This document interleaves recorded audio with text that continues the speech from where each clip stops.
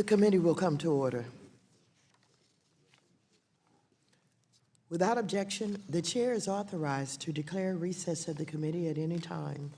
Today's hearing is entitled Protecting Consumers or Allowing Consumer Abuse, a semi-annual review of the Consumer Financial Protection Bureau. I now recognize myself for 4 minutes to give an opening statement. Today, we welcome back Consumer Financial Protection Bureau Director Kathy Kraninger for her testimony on the Consumer Bureau's semi-annual report to Congress. Let me just say at the outset that I remain very concerned about Director Kraninger's misguided leadership of the Consumer Bureau.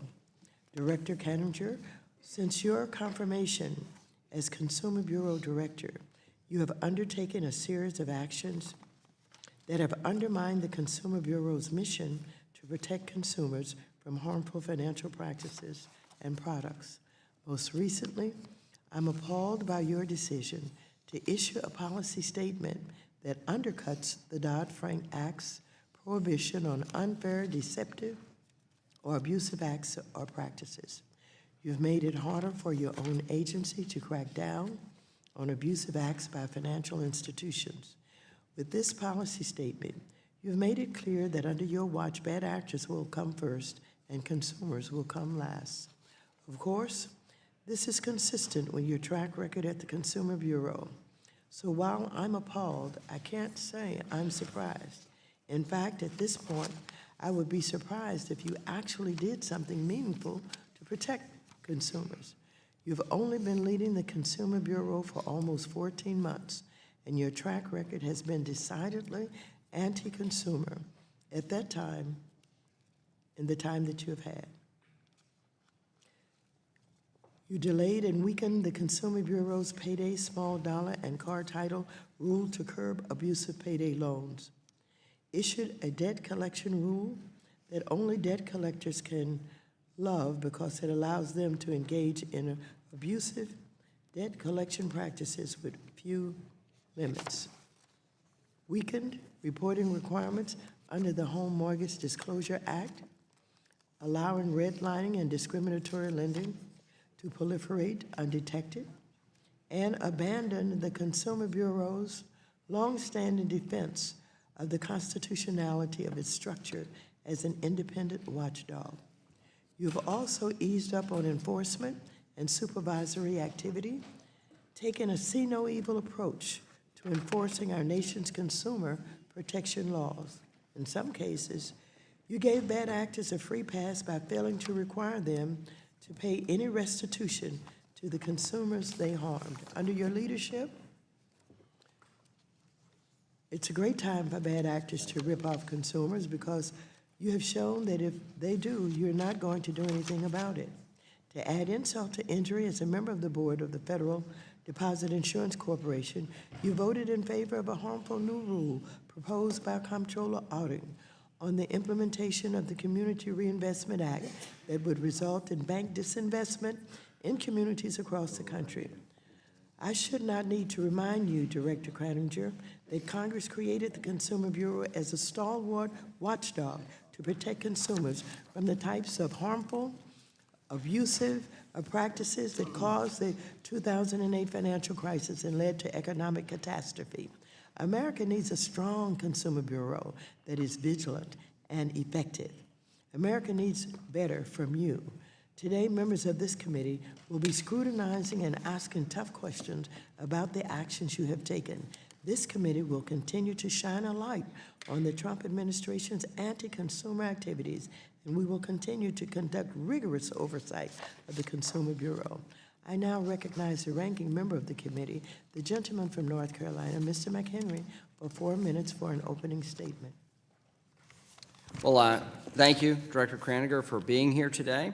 And I'd like to first say thank you for your commitment to an open process, to fairness, to the rule of law. I think this is a long time coming for this Bureau.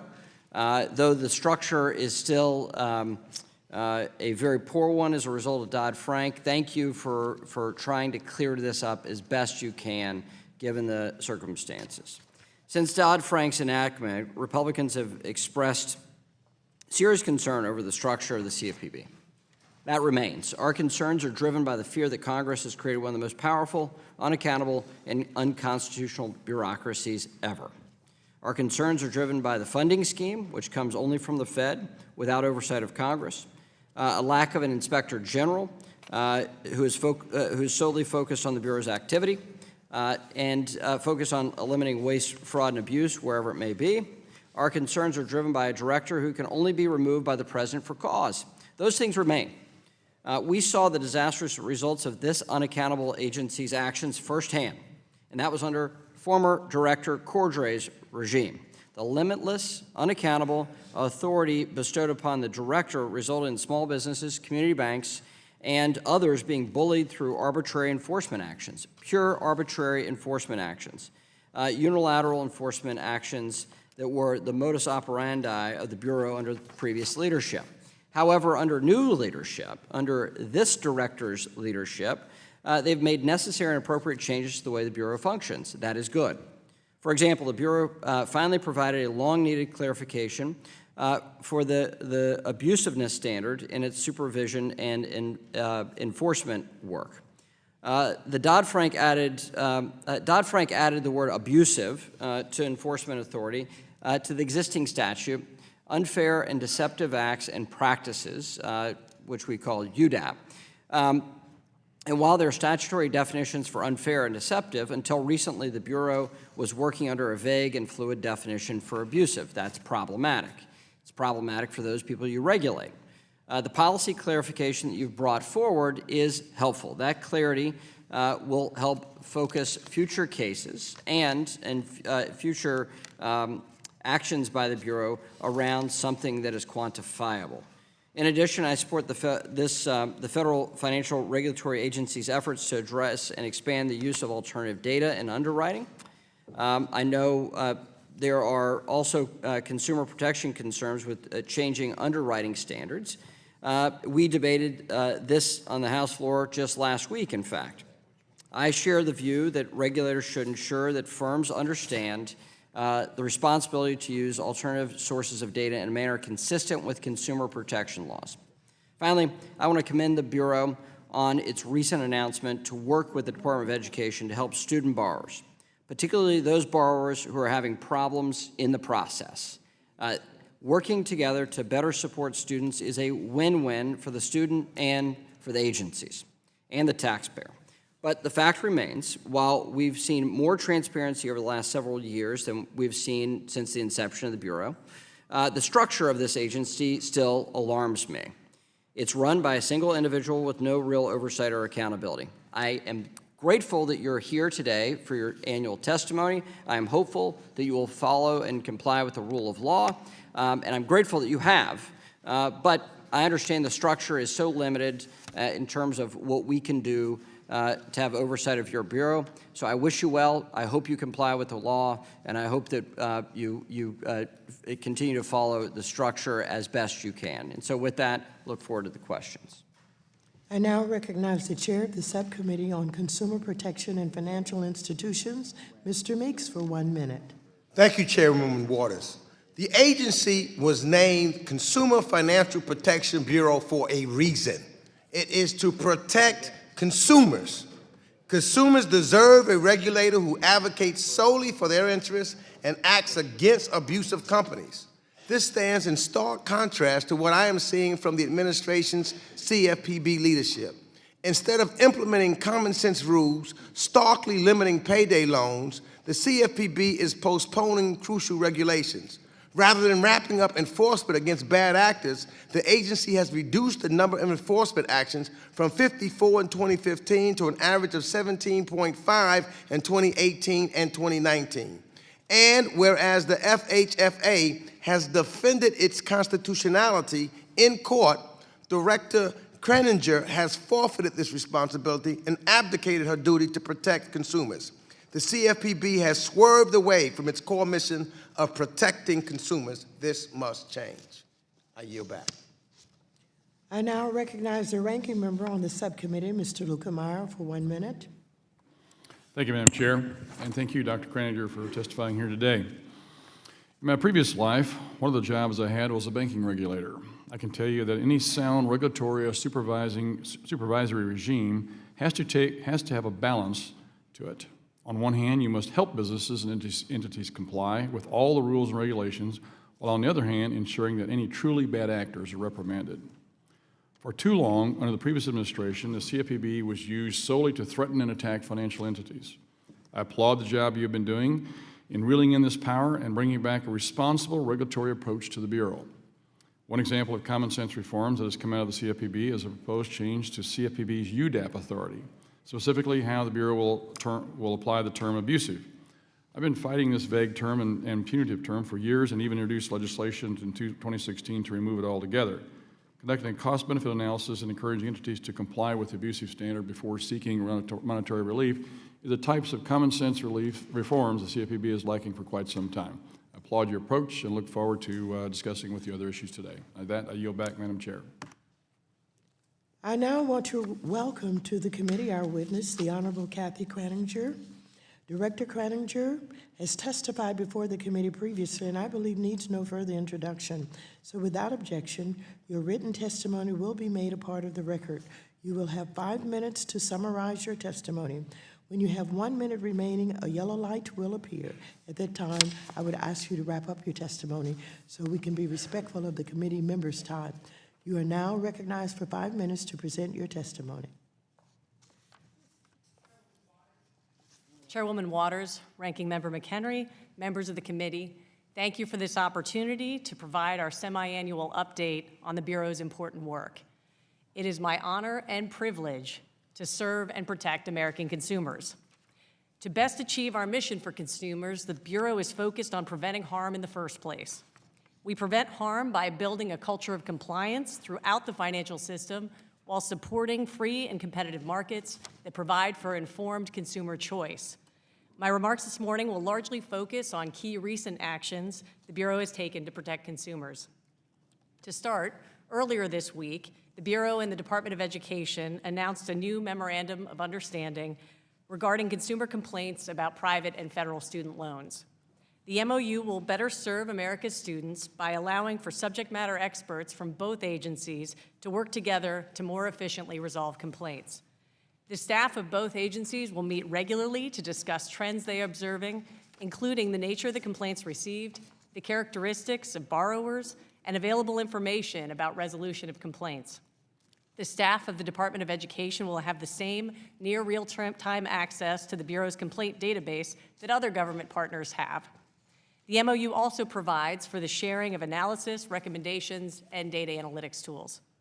I am confident that this increased collaboration will better protect consumers and result in better resolutions for students. In addition, the Bureau will soon launch a revamped tool aimed at helping students understand their financial aid packages. The Paying for College Toolkit will help prospective students with financial aid offers to better understand the terms of their loan and then be able to put together a financing plan to cover the remaining cost of attendance. By helping students understand their financial aid package, we are enabling them to make better informed financial decisions today and putting them in a better position for their financial future. Another way the Bureau aims to protect consumers is by issuing clear rules of the road. Specifically, I want to point out our efforts on the QM patch. As you know, the Bureau issued an advance notice of proposed rulemaking last year that reiterated the patch was intended to and will expire. After reviewing public comments, we have decided to propose to amend the QM rule by moving away from the 43% debt-to-income ratio requirement. Instead, the Bureau would propose an alternative, such as pricing threshold, to better ensure that responsible, affordable mortgage credit remains available to consumers. While we are moving forward with rulemaking, we would welcome legislation through which Congress could better weigh the important policy objectives at issue. Finally, we prevent harm by using supervision and enforcement to promote compliance with the law. To be effective, the Bureau must be consistent and transparent about our expectations of such compliance. To that end, the Bureau recently announced our policy providing a common-sense framework on how we intend to apply the abusiveness standard in supervision and enforcement matters. For too long, this has been a gray area, creating uncertainty and hampering consumer beneficial innovation. Moving forward, the Bureau intends to cite or challenge abusive conduct when the harm to consumers exceeds the benefits. When alleging abusiveness violations, we intend to clearly demonstrate the nexus between cited facts and our legal analysis in a way that supports the development of the metes and bounds of abusive acts and practices as distinguished from unfair and deceptive acts and practices. Further, we intend to seek certain types of monetary relief only when the entity has failed to make a good faith effort at compliance. Restitution for consumers will be the priority in these cases. Before closing, let me note an important effort led by our Office of Minority and Women Inclusion. The Bureau has conducted outreach to mortgage finance organizations to assess the diversity and inclusion practices of the entities we regulate. The outreach strategy was multi-pronged to engage entities to participate in the voluntary self-assessment process. From that process, the Bureau has developed an online data collection tool to collect and manage the submitted assessment data. That tool is now available on the Bureau's website. Appropriate protection of the data provided will be critical to the success of this initiative. Again, thank you for this opportunity to discuss the Bureau's important work to protect consumers and put them first, as well as hold bad actors accountable. I look forward to your questions. Thank you. I now recognize myself for 5 minutes for questions. Following the financial crisis more than a decade ago, Congress determined that consumer financial protection needed a major upgrade when we created the CFPB, both with respect to the rules of the road, but also which agency was tasked with enforcing the law and protecting consumers in the financial marketplace. Director Kraninger, before the CFP was created, do you know which federal agency was the Consumer Financial Protection Watchdog? Congresswoman, the responsibilities prior to the Dodd-Frank Act were distributed both at the federal level and certainly at the state level, and many of those agencies retain some of those authorities, the prudential regulators, the Federal Trade Commission, and as noted, the state's attorneys general, banking regulators at the state level, and other regulators in the financial services space at the state level. So you do understand that it was generally shared between 6 federal agencies: the Federal Trade Commission, the Federal Reserve, the Federal Deposit Insurance Corporation, Office of the Comptroller of the Currency, Office of Thrift Supervision, the National Credit Union Administration. Which of those agencies do you think did the best job of protecting consumers? Congresswoman, I don't want to speak for the things that happened before, but I will say it's certainly Congress's conclusion in the Dodd-Frank Act and the actions taken that there was a need for the Consumer Financial Protection Bureau to really help coordinate and oversee compliance, at least within the financial services sector. But we continue to hold very close partnerships with the other federal agencies and certainly with the states. So you do believe, however, that there was a need for the Consumer Financial Protection Bureau? I believe that Congress set out the mission very clearly for this agency. I take that mission very seriously, and I endeavor to carry out the law and carry out our responsibilities supporting the staff. You do believe that there was a need to establish the Consumer Financial Protection Bureau. Is that what you're saying? Chairwoman, I would say it is very clear that Congress determined that, and my job is to carry out the law and to carry out the important responsibilities that Congress gave to this agency, in addition to overseeing the many staff that are dedicated to this mission. So despite what you believe, because you won't say that you believe there was a need for it, despite what you believe that since you have the job, you're going to do what the job is supposed to be all about. Thank you. Do you believe your predecessor, Director Cordray, fulfilled the agency's purpose to be a strong watchdog for consumers? I believe that Director Cordray absolutely took seriously the oath that he took, that I took, that he was seeking to carry out the agency's mission with the best of his ability and to his understanding. Do you think he did a good job? I think he absolutely carried out the things that he intended to carry out. And I'm not going to levy judgment. Congresswoman, you know that I have not done that All right. in Well, general. on thank either you thing. very much. Yes. I would think that you would know whether or not he carried out the mandate for the Consumer Financial Protection Bureau. Do you know how much he obtained for consumers through enforcement actions? Chairwoman, certainly the enforcement powers that we have are important. That includes getting the best remedies possible in the interest of justice. That includes restitution, which I guess is where you're going with Do you this know how for much he was consumers. able to? Restitution and civil money penalties are two different means, but there are certainly millions of dollars in both. And Let me just remind you that Cordray's leadership obtained for consumers through enforcement actions $12 billion for 30 million consumers. So I think that's important for you to know because I would suspect that you want to make some determination about whether or not you're able to have the same kind of strong consumer protection actions that he had, and whether or not you're able to return to consumers who have been harmed the kind of restitution that they deserve. And so, under your leadership during the past year, the CFPB has a laundry list of unhelpful actions, including a troubling decline in consumer financial protection enforcement actions, especially with respect to fair lending. Do you agree with that statement? I agree that we have continued to carry out our enforcement actions. We've had now 25, as of yesterday, public enforcement actions announced during my tenure. And it remains, again, my commitment that we will seek the appropriate remedies in each case. So that includes restitution for consumers, which in most cases is what we obtain. Certainly not in all. Again, fact and circumstance based. Thank you very much.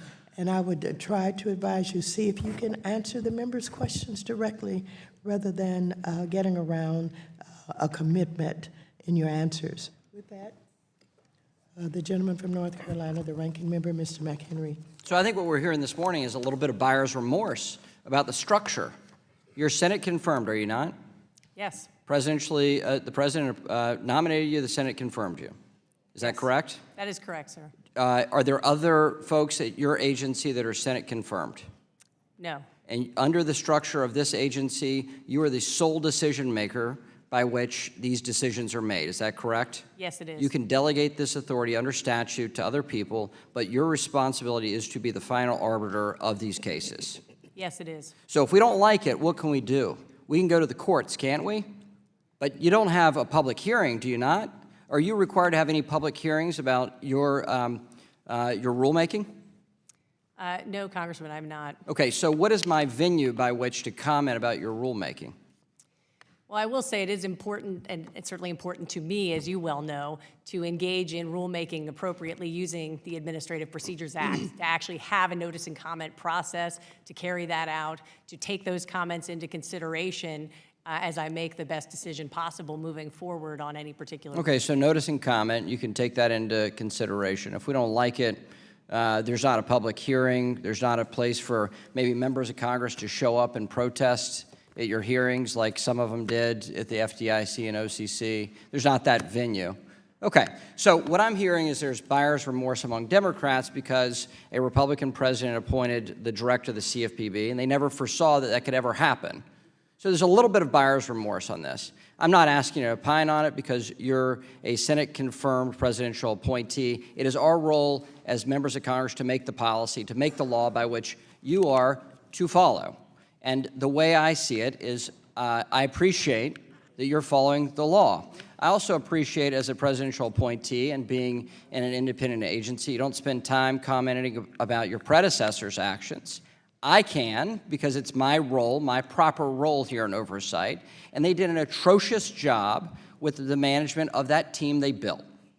And so if you look at Cordray's regime, there's a movement to unionize because of such bad workplace practices, and we have public reports about those bad workplace practices. And on top of that, a toxic work environment that many whistleblowers had called out. So what I appreciate is your undertaking to fix those problems, to make this agency work. And that means hiring practices, good procedures, so you can have staff development that is commensurate with an agency with your enormous power. So, along the lines of accountability, you're the first director of the agency was appointed via recess appointment. Is that not correct?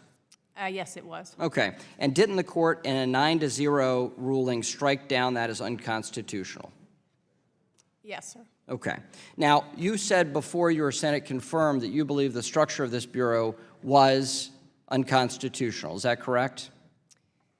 Yes, Congressman, we did certainly submit our request to the Supreme Court to actually hear the case. No, but before you're appointed, you said it was unconstitutional, and the structure, and after you're appointed, you kept the same view.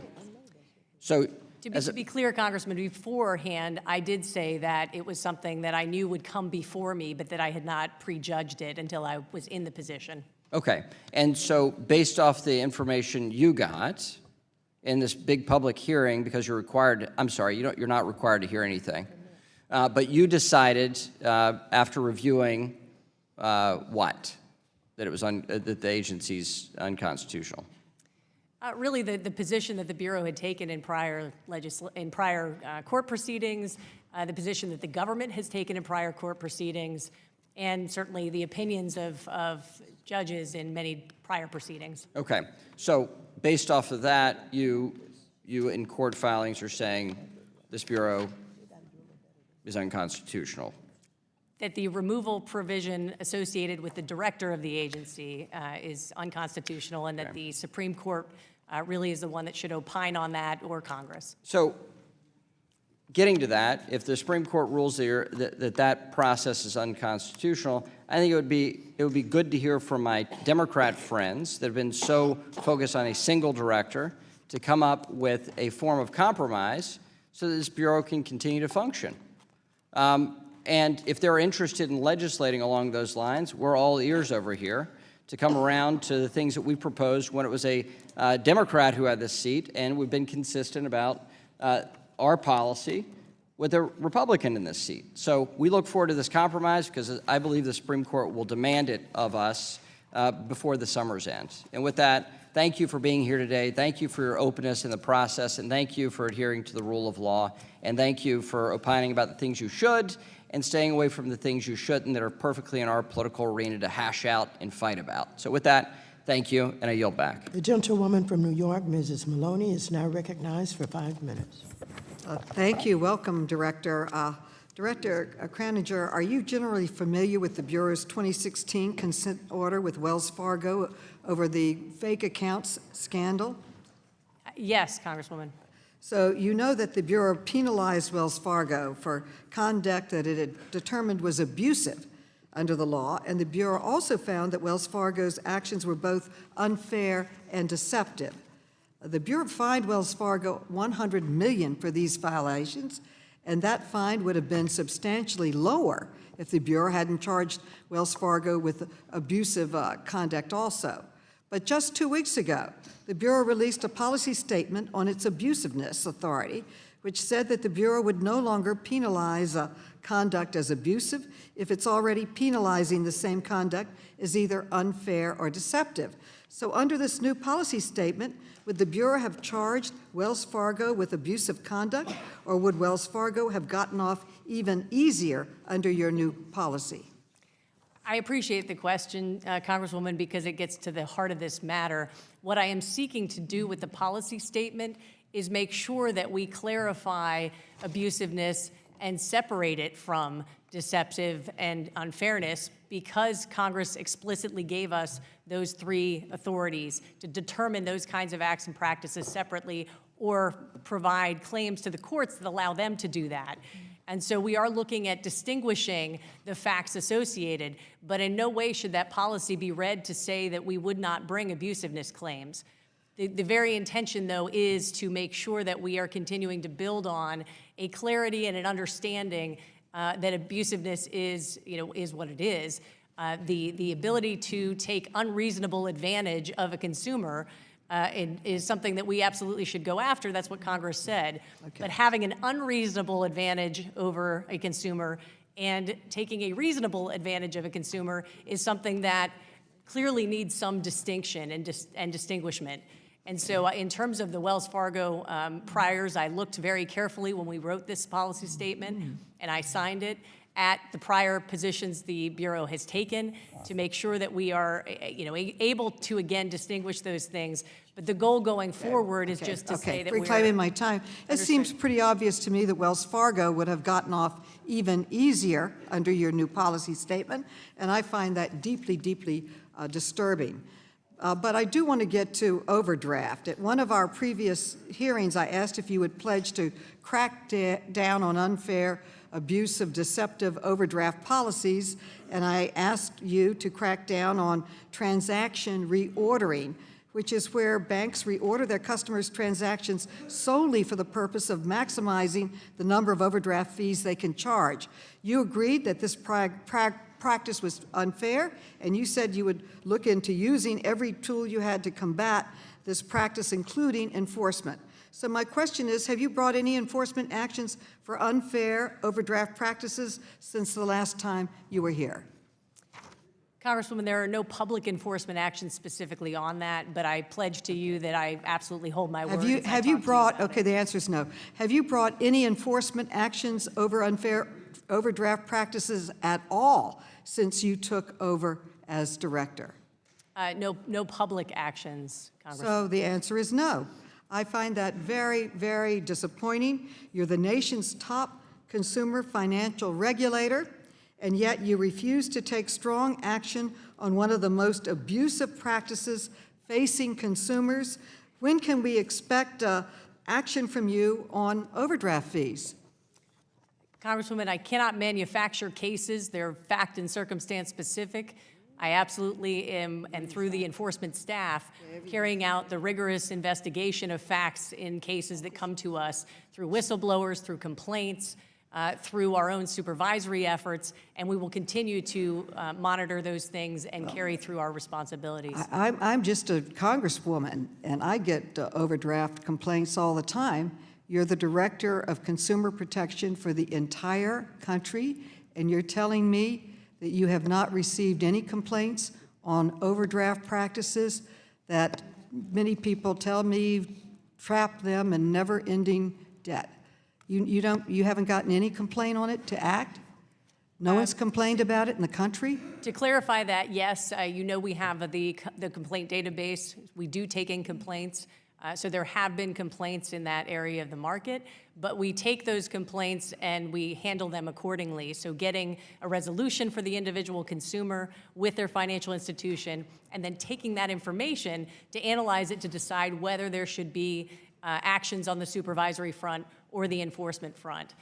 So that's where we are. But you testified there's been no action. I yield back.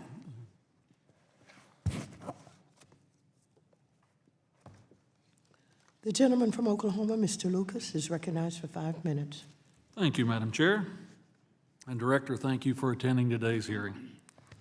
You mentioned in your testimony that a critical component of preventing harm to consumers is to help them gather financial know-how and to empower consumers to choose products and services that best serve their needs. Could you elaborate on how the Small Start Save Up initiative encourages people to hit savings goals?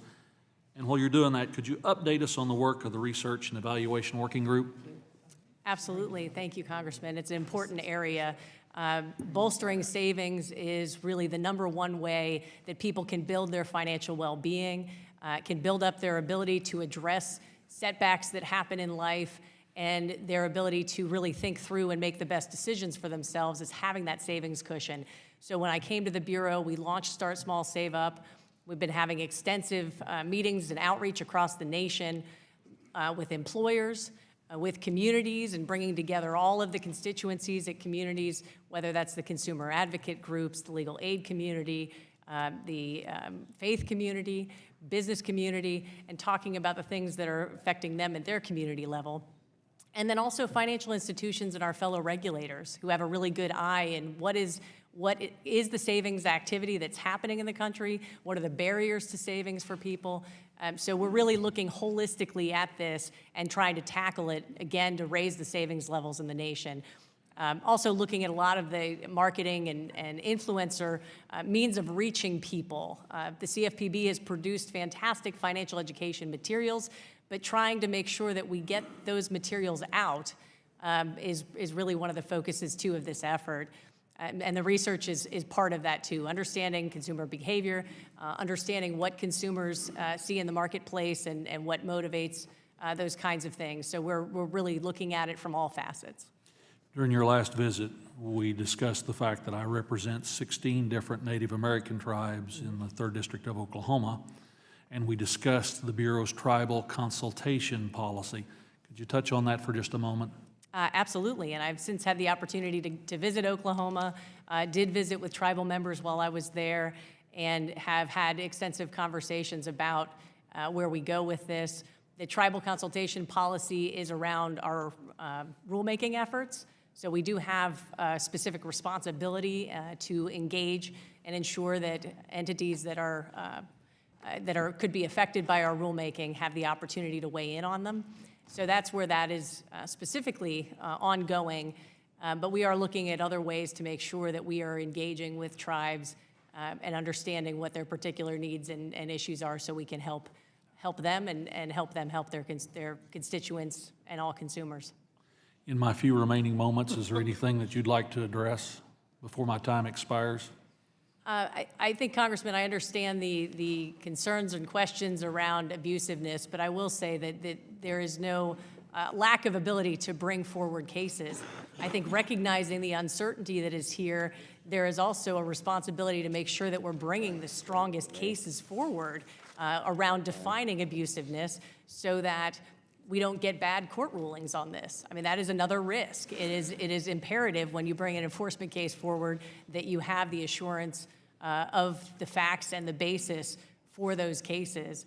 And so I'm happy to be trying to provide clarity, happy to be moving forward in a way that's going to, again, add to the case law on abusiveness, and certainly thinking towards, I did not rule out a rulemaking on this, but I think we need a little more time to work through some of the issues around how the Bureau sees abusiveness, recognizing some of the uncertainty. Thank you, Director. And certainly, being a member of Congress, we understand the concept of wanting to win with intensity. With that, I yield back, Madam Chair. Thank you. The gentlewoman from New York, Ms. Velasquez, is recognized for 5 minutes. Thank you, Chairwoman. Director Croninger, I was pleased by the Bureau's decision to extend the QM patch, which will help millions of borrowers attain the dream of home ownership. According to media reports, the Bureau is also considering broader changes to the ability to repay qualified mortgage rule, which will be released in a notice of proposed rulemaking no later than May. How is the Bureau working to ensure borrowers from LMI communities, particularly African American and Latinos, will not be disproportionately impacted by this proposal? Congresswoman, it's an important question and one that we struggled with as we looked at this. We knew that the patch was intended to expire. There was some expectation that the non-qualified mortgage space would actually expand, and therefore, again, you'd deal with some of the very borrowers that you're concerned about through perhaps non-qualified mortgages in addition to qualified mortgages, but that has not happened. So I think that's really where this is. You know, how expansive should qualified mortgages be? How do we balance the issues that you're raising? Well, and really looking carefully at that. The most important question for me is how will considerations of this community be reflected in the proposed rule? Yeah. I can tell you I personally and Bureau staff have met extensively with consumer advocate groups and other community groups on this topic, on other topics, and we're taking all those things into account as we move forward. We are watching, and any proposal that negatively impact Black and Latinos to purchase a home will be unacceptable. So, Director, last time that you were here, I expressed you my concern and the concerns I was hearing from consumer lending and fair housing groups about the CFPB's decision to retire the HMDA Explorer tool. Since that time, what steps have you taken to address the concern of these groups, and what remedies have you considered?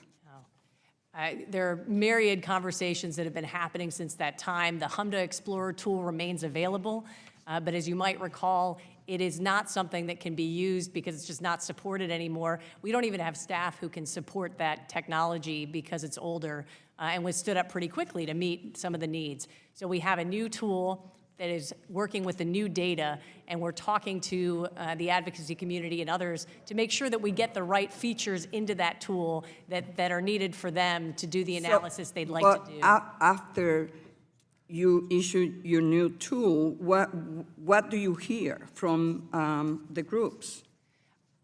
It's been well received because we've continued to build on the capabilities that are available there in the reports. Excuse me. I have a letter here that was sent to you by 80 groups, NCR, NCRC, and I'm going to quote, "Our members and allies are concerned that the CFPB is implementing public dissemination of HMDA data in a manner that thwarts its statutory purpose."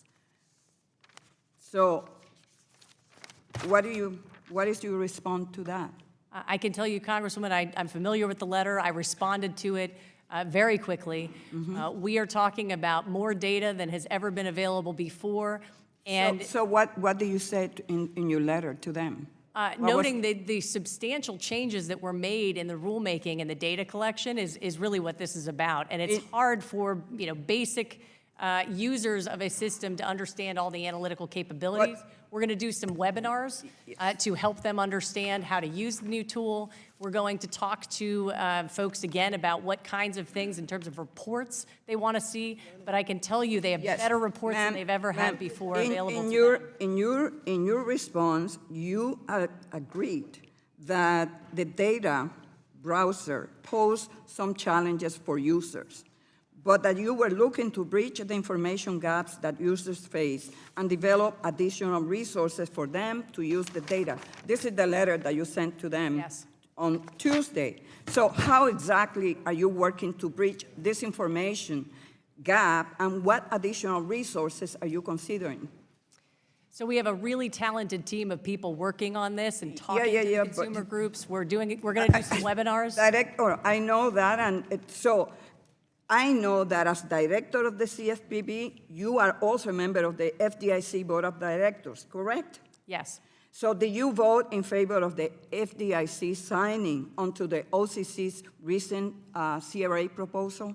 I did. Well, by eliminating the HMDA Explorer tool and making it more difficult for public dissemination of HMDA data, how are you expecting fair housing groups and even us, elected officials, to have access to that information? Is that how you empower consumers? That's why you said to Carolyn Maloney that you were holding a lot of meetings around The gentleman's time is expired. Thank you. The gentleman from Missouri, Mr. Lukemeyer, is recognized for 5 minutes. Thank you, Madam Chair, and welcome, Director Kraninger. The chairman keeps talking about, a number of other members continue to throw out the figures of the amount of money that's recovered by the initial director, Cordray. And I've been here through this entire time, and I can tell you that the money, a lot of it was not necessarily as a result of finding bad actors. It was about issuing guidance and enforcing that and extorting the money from those entities. The previous director played very fast and loose with the law. He played very fast and loose with the rules and created guidance with which he could enforce and then beat over the head the various entities. I've had numerous meetings with those individual groups, and that is the case. So it's very disconcerting to me to continue to hear these numbers being thrown out whenever it's very disingenuous and misreporting what actually went on. I'm very thankful that you're trying to do something with abusiveness. I've always argued that this is a very nebulous term. I don't think there's even a definition in law anywhere that actually tells you what abusiveness is. It's whatever you deem it to be. and for you to come in and give us an explanation of what you believe it to be and how you're going to enforce it, I think it's very instructive, and I thank you for that. To me, this is a great way to begin to rein in some of the egregious behavior that was there in one of your predecessors' administration. So with that, let me begin with regards to the small dollar rule. Last year, I, along with 24 of my colleagues, sent you a letter regarding the payments provision of the small dollar rule. Can you give me an update on where this rule stands, and are you making changes to the payments provision?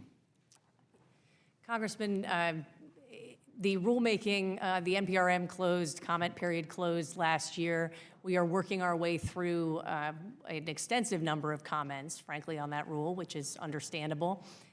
We have aimed for a determination on a final rule that would be issued in April.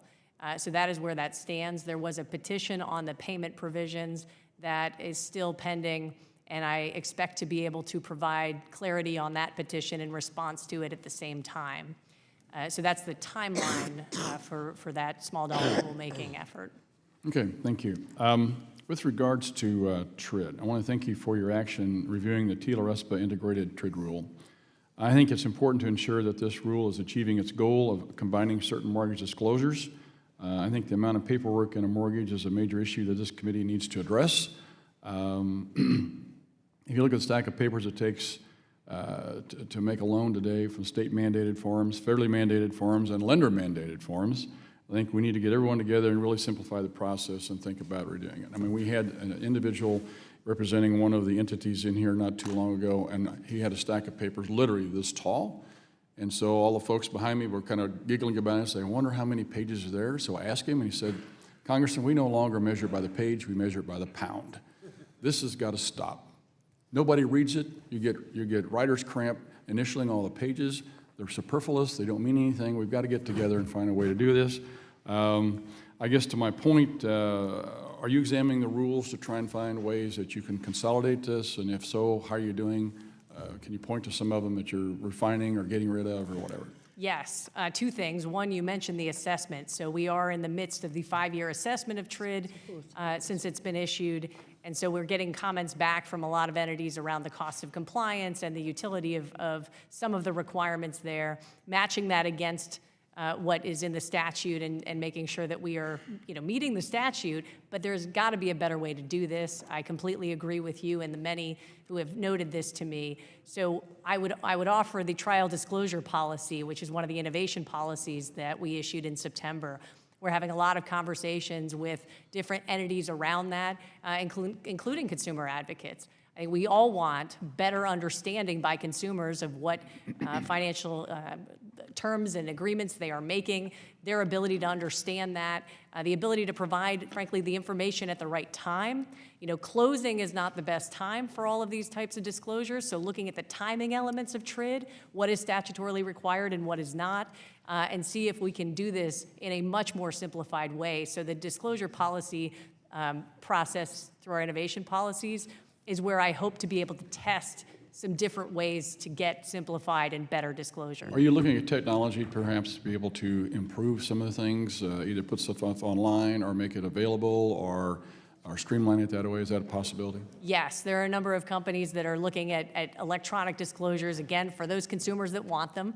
We know younger consumers absolutely want it electronically, and so giving them that option and figuring out, again, how we can match that with the timing element will be really useful. To me, I think the criteria needs to be, is this necessary? What are we trying to accomplish with this form? Are you protecting the consumer or you're protecting the lender? And is there a reason for this? And I think hopefully we can find a way to get through that. Thank you very much, and I yield back. The gentleman from California, Mr. Sherman, who is also chair for the Subcommittee on Investor Protection, Entrepreneurship, and Capital Markets, is now recognized for 5 minutes. As often when you come here, I remind you of Dodd-Frank Section 1022, which allows you to scale regulations, particularly when you're dealing with smaller institutions.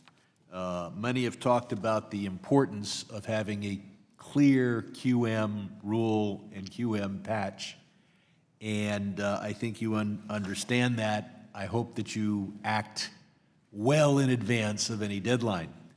but I noticed from your testimony that you're moving in a particular direction that I'm not sure is supported by the law. You say you're moving away from a debt-to-income threshold, which looks at whether the borrower can afford the loan, to a pricing mechanism where you focus on, is the loan at a fair price? So this would lead you to the conclusion that a billionaire does not have the ability to repay $1 million mortgage if it's a 7% mortgage, and that someone working at minimum wage does have the ability to repay $1 million mortgage if it's offered at 4%. Does the statute allow you to ignore whether this borrower can repay and substitute what could have been the rule and what in many areas perhaps should be the rule, and that is the interest rate a good interest rate? Congressman, first and foremost, the statutory provisions obviously carry forward and remain. So consideration of debt-to-income ratio is actually, it's in the statute, it's a requirement in terms of the way that that's articulated. The challenge has been with the threshold of 43%, and some of this gets to, again, whether a loan will actually end up performing well, and what is the best way, what is the best measure of that? If I can reclaim my time and make a couple of comments. You're kind of saying it must be something the borrower can afford to repay, or the bank wouldn't make the loan at a good interest rate. That the only way you can stay in business making loans to people who can't afford to repay is if you charge so much an interest rate that you make it up, you make up for a high level of defaults. I'd also point out that there's a regional variation that certainly affects our city of Los Angeles.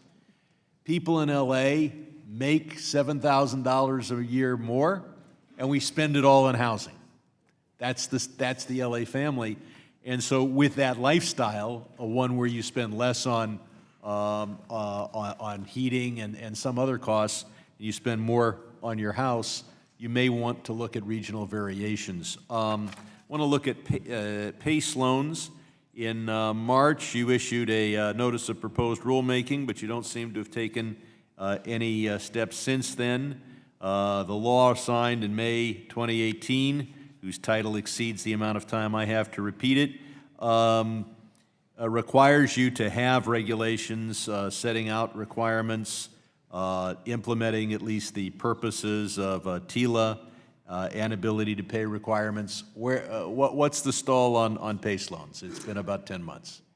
The latest, Congressman, is actually a data collection that we are engaged in now to get better information from PACE lenders about the marketplace. So that's where we are right now, and we're going to use that data collection to form the basis of the rulemaking. And we are moving as expeditiously as we can. I know it's not satisfactory, but defining the unique nature of PACE, which is what Congress asked us to consider. It's very as similar part of to the any challenge. other trust deed you get on your house. I mean, can you, if you encumber your home to build a new bedroom, maybe you can afford that, maybe you can't. Say it's the same answer whether it's a new air conditioning system or a new bedroom. Do you have an estimated time of arrival on this? I don't at this particular moment, Congressman, but we'll get back to you. The next step is really the notice of proposed rulemaking after this data collection, though.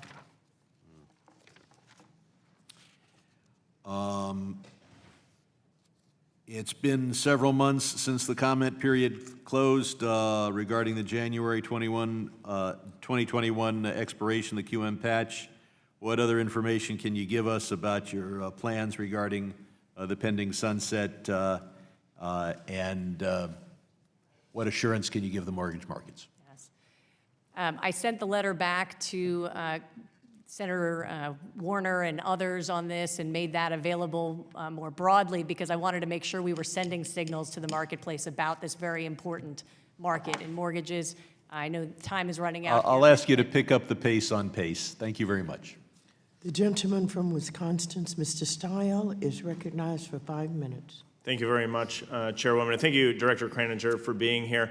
We're about an hour into this hearing, and I think my colleague from North Carolina's comments at the beginning that there might be buyer's remorse on the structure of the CFPB just continues to get reiterated in this room. As I look at the battling PowerPoints going back and forth, it seems like there's a desire on both sides to have more transparency and accountability in the CFPB. And I think there's an opportunity for us at some point to come together and actually put the CFPB under an appropriations process and to set up a commission structure. That's not for you, that's more editorial for the committee at whole, that there's a real opportunity for us to improve the structure that was set up for the CFPB. Let's dive in.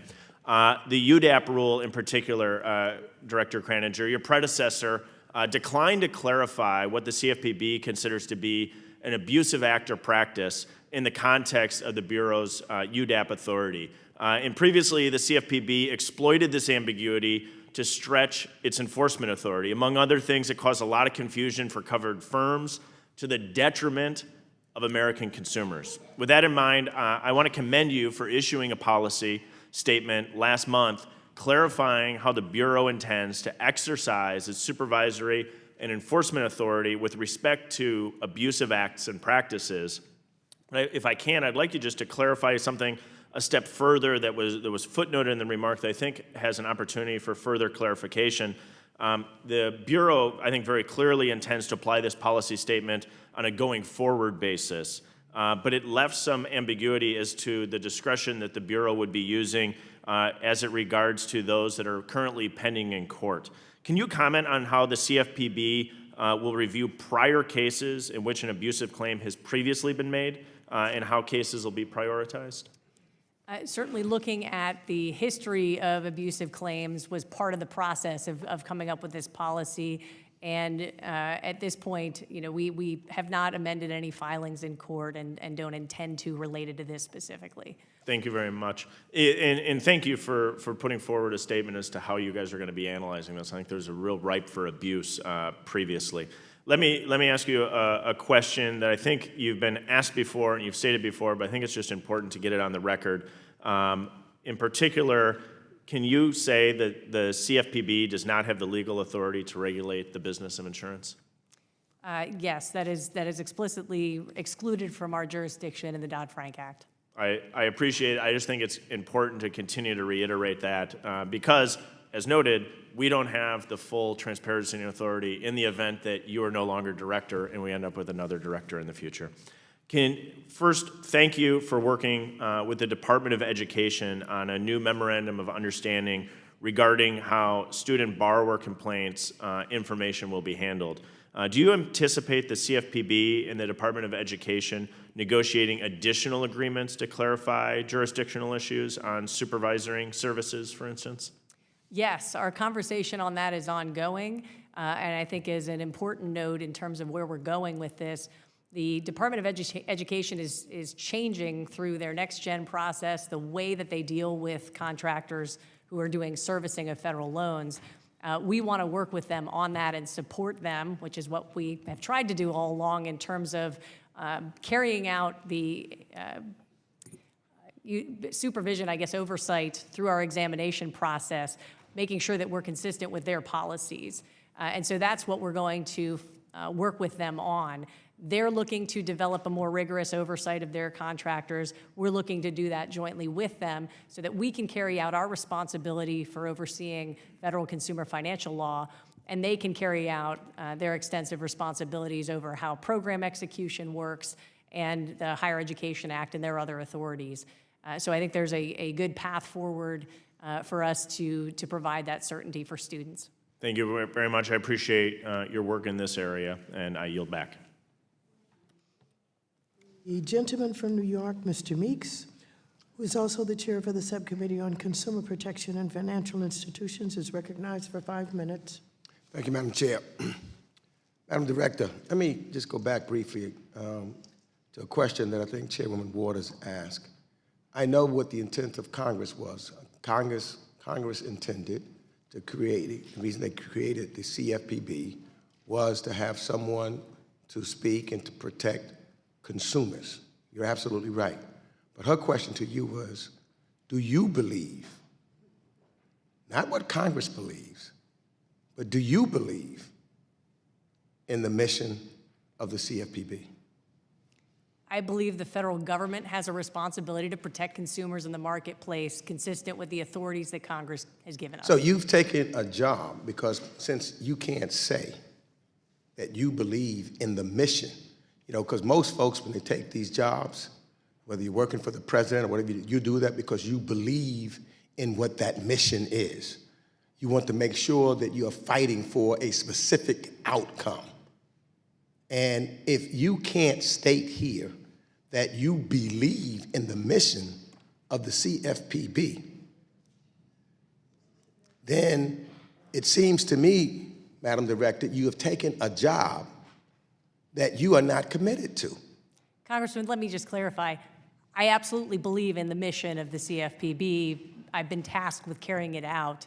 That is what I am definitely doing. So now, the Consumer Financial Protection Bureau, it was not named the Financial Services Protection Bureau. It was not named the Business Protection Bureau. It was not named anything else. It was named specifically the Consumer Financial Protection Bureau because there was no other agency that had the sole mission of protecting consumers. Do you understand that? Yes, sir. Okay. Now, so therefore, if you are the head of the Consumers Financial Protection Bureau, then your job would, or part of your job would be to advocate and to protect the rights of the consumers that may complain before your bureau that they have been taken advantage of by a product that might not have been the appropriate product. That's the reason why we had the financial crisis of 2008, because a lot of individuals were put into products that they should not have been put into. Is that correct? Do you understand that? I do, sir, yes. Okay. So, now, it seems to me that what we have going on now, let's take the industry of payday lending. It has been brought that a number of consumers across this country have been victimized and put into debt forever because of some of the payday lenders' bad practices. Would you admit to that? I would tell you, sir, that we have taken enforcement actions against small dollar lenders that are public and well discussed. But if in you that are area. an advocate for consumers, if you are focused on them, why then would the number of cases that you bring have substantially declined over the last couple of years, as well as the fact that you have decided not to continue some of the regulations that have been put forward in regards to protecting consumers, like the first principle, making sure that someone has the ability to pay back, and that you cannot, as Mr. Cordray had, you can cap the number at 3 of loans that lenders could use in quick succession. This would be something to protect consumers so that they won't go down that path. And it seems to me that you have decided to suspend moving in that direction those items that will protect a consumer, which is the very reason that this agency was created in the first place. And the number has gone down. And it seems not to be any advocacy, because what I'm hearing you saying that, well, I'm looking at how it sounds to me more interested in protecting the financial institutions as opposed to protecting and advocating for the very reason why you have a job, to protect consumers. The gentleman from Colorado, Mr. Tipton, is recognized for 5 minutes. Thank you, Madam Chair, Director. Thank you for taking the time to be able to be here today. Was pleased to hear you say that you want to be able to stand up for the mission of the CFPB. just had a lot of commentary. I think part of it is we need to be able to make sure that all people have access to capital as well to be able to meet their needs. And you had a fair conversation, one-sided coming at you. Would you like to maybe make a couple of responses back to my colleague? Yes, thank you, sir, for that opportunity. The mission of the CFPB is critical. We are carrying that out using the tools that you all gave us: education, regulation, supervision, and enforcement. Enforcement is not the only tool. We are not standing with consumers when they make every decision, so we need to empower them with the best information possible. That's why that education tool is incredibly important.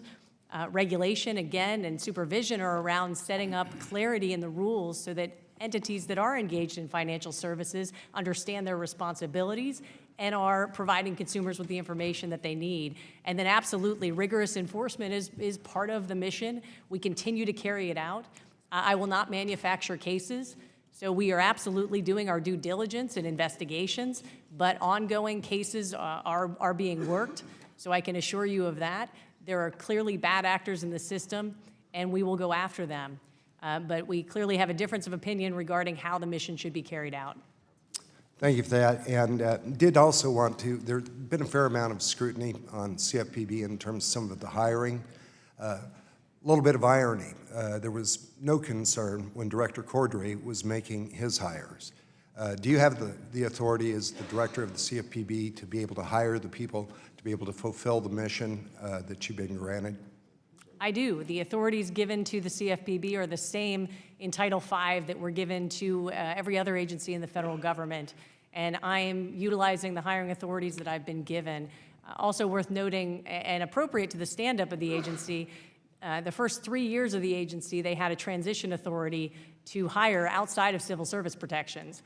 So again, that was never criticized to my knowledge and was appropriate to support the stand-up. But it is not as if every employee at the Bureau was selected under civil service processes. Great. You know, I think it's notable, admirable right now that CFPB is priding itself on being a modern, data-driven government agency.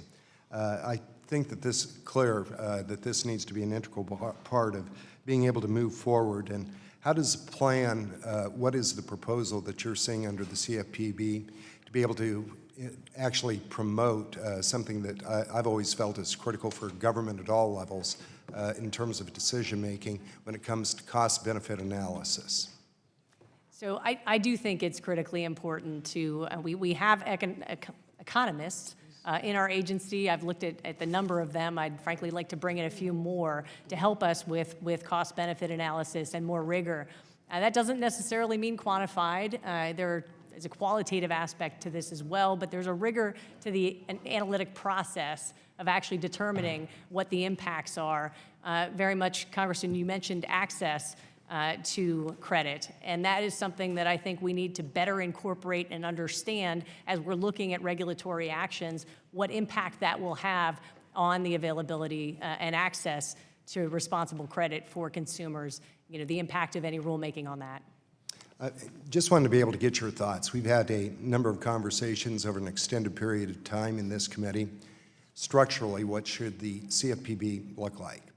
A number of us had advocated, with all respect to you, all respect to Mr. Cordray who preceded you, you shouldn't be in full control as an individual. But to be able to have a 5-member panel was one of the proposals. Do you think that that would be a better structural forum for the CFPB? I appreciate why you're asking the question, and I have pointedly not taken a position on this. This is absolutely something that is in Congress's purview to determine, and should Congress enact anything, the President sign it, become law, we will carry out to the best of our abilities what other measures Congress wants to put in place or changes. Right. Just finally, I'd like to give you the opportunity to be able to respond to some of our friends on the other side of the aisle in regards to settling pending lawsuits brought by the previous Bureau, and you've not pursuing new actions. Would you like to comment on that? What are your policies? How are you moving forward? So again, Congress gave us broad authority to look at injunctive relief, restitution, to take the right action in any particular case, and that's what we're seeking to do. Thank you, sir. Thank you. Yield back. The gentleman from Georgia, Mr. Scott, is recognized for 5 minutes. Thank you, Chair Lady, and welcome, Director Carringer. As you and I have discussed, and we've enjoyed several discussions, you know of my deep concern about financial education. It is a crisis and very much needed. And I have put forward 2 pieces of legislation, one which in targeting, and because, as I said to you, it is the Consumer Financial Protection Bureau that should be at the front of the spear on financial education, because that is the first line of defense for consumer financial protection is consumer financial education. And I'm so delighted to know of the excellent program that is being developed at the Wharton School of Finance. My alma mater, served on the executive board of directors there for a while, and I'm very proud of the pilot program that they have going with the financial business sector in Philadelphia. And you and I have talked about that. So we have the second bill that we're working on because we've got to get grants and help into these public-private sector partnerships. That is the key to be able to develop the best instructional, the best kinds of curriculums to teach in our public schools. We got to start there. Our financial system is moving at a rapid pace. Technology is overwhelming us in that respect. I'm also working very closely with Mr. Lynch, Ms. Waters, French Hill, and others on making sure that we address this issue. So I wanted to give you an opportunity to express how you are working with this. Our bill is being put together as we speak, but we have got to do that. As I pointed out, and I hope people across this nation are listening to me, because we only have 17 states' public school systems that even offer one course in financial education, financial literacy. And we can sit up here till the cows come home trying to write laws and legislation. You pass them to target these predatory lenders. But if we do not put forward the kinds of innovative programs like what the Wharton School is developing in Philadelphia with their financial business community to get this into our schools so we can have the courses developed, to get them into our libraries, then we're putting our money where our mouth is. We have 28 million unbanked, underbanked families in this country. Not mama, not daddy, sister, brother, nobody even have a bank account. Technology is moving at warp speed. We're going through a financial services revolution, and we've got to get money and resources to those public-private ventures who are out there in the first place to help make this happen. So you will be the executor of this grant-making authority, and in my last 45 seconds, I'd love for you to comment on this and how much you're looking forward to getting this bill passed and getting resources out there into the public and private sector and teach our young people financial education. Congressman, I truly appreciate and share your passion for financial education. We've had great conversations about that. Should this bill become law, we will carry it out, but I can tell you regardless, the CFPB is committed to supporting those kinds of public-private partnerships, taking any actions we can, because as you pointed out, we can't be with consumers when they make these decisions on. And you will help us get this law passed, correct? The gentleman from Indiana, Mr. Hollingsworth, is recognized for 5 minutes. Well, good morning. First and foremost, I wanted to associate myself with the great comments of Rep. Scott. He and I have worked closely on this issue, and his passion for it is palpable in everything that he does, and I truly believe that an informed, educated consumer is a consumer that's better able to protect themselves, right? These nefarious actors that frequently operate in the space, they are more creative than we are, and it seems that they can come up with more schemes than we can easily make illegal. And so ensuring that customers are their first and foremost advocate is really, really important to me as well. So I appreciate his work on that. I wanted to talk to you about HMDA. I know in 2015, though the law was originally passed in 1975, the CFPB had expanded the number of data fields that were collected and even expanded the scope of this to include multifamily properties. At the time, I believe they argued it should have always been included or it was always intended to be included, but certainly it was a surprise to many that they were included, and some commercial-to-commercial transactions were also included. I know in May of last year, an ANPR seeking comments on whether to exempt multifamily and other business-to-business loans from HMDA was put forth. I think that closed in October of 2019. But I wanted to get a better update about that process and whether, as of right now, the current thinking is that we should exempt multifamily properties or commercial-to-commercial loans from HMDA requirements. So as you indicated, we actually extended the comment period on that ANPR on purpose so that the respondents could have the benefit of the data that came in as a result of that rule. So we are still going through the comments. Great. I believe that our unified agenda said that we would entertain potentially a notice of proposed rulemaking if we decide to proceed in July on this. And so there's no posture I can tell you, but I can very much tell you we did get comments on the topic you're interested in, and we're pouring through that to see what path to take on the proposed rule should we move forward. Well, I would only share with you that I've had a great number of meetings about people that are very concerned about this and want to see some relief provided or exemptions provided for multifamily and commercial-to-commercial loans, and a recognition that though perhaps it was argued in 2015 that should have been included, was always intended to be included, that certainly didn't seem to be the case for the first 30 years or 40 years of the legislation itself.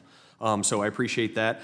Wanted to jump really big topics for a second, though, and talk about banks offering small dollar short-term lending products. This is something that I've worked on since the day I walked into Congress because, frankly, many Hoosiers back home in very rural communities rely on these products or at one time relied on these products. And frankly, the banks that were offering them in good faith and creating better outcomes for these consumers. And in the absence of those products, they turn to more perhaps predatory, right? Perhaps insundary characters for such loans, right? And ultimately, I want to ensure that they have access to these products going forward. It's something that I hear about from them on a week-to-week basis back home. And that feeling that they operate in a different economy, that they don't have access to the same products that urban and suburban consumers do is real.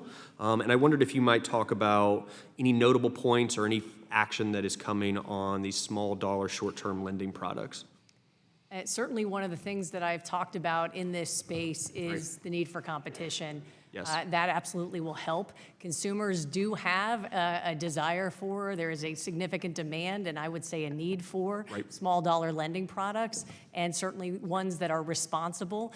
Credit unions did get a carve-out in the prior rulemaking even, but banks did not. So there are some real dynamics with respect to how we can promote the kinds of competition that's going to be good for consumers in this space and give them better products to choose from. I love that. In a lot of the data that I'd seen, consumers were, A, very aware of the prices that they were paying for those products. It wasn't as if that was being hidden from them or there was a lack of transparency. Two, or B, they were really happy with those products, right? By and large, they were return users of the products or alternatively had rated very highly.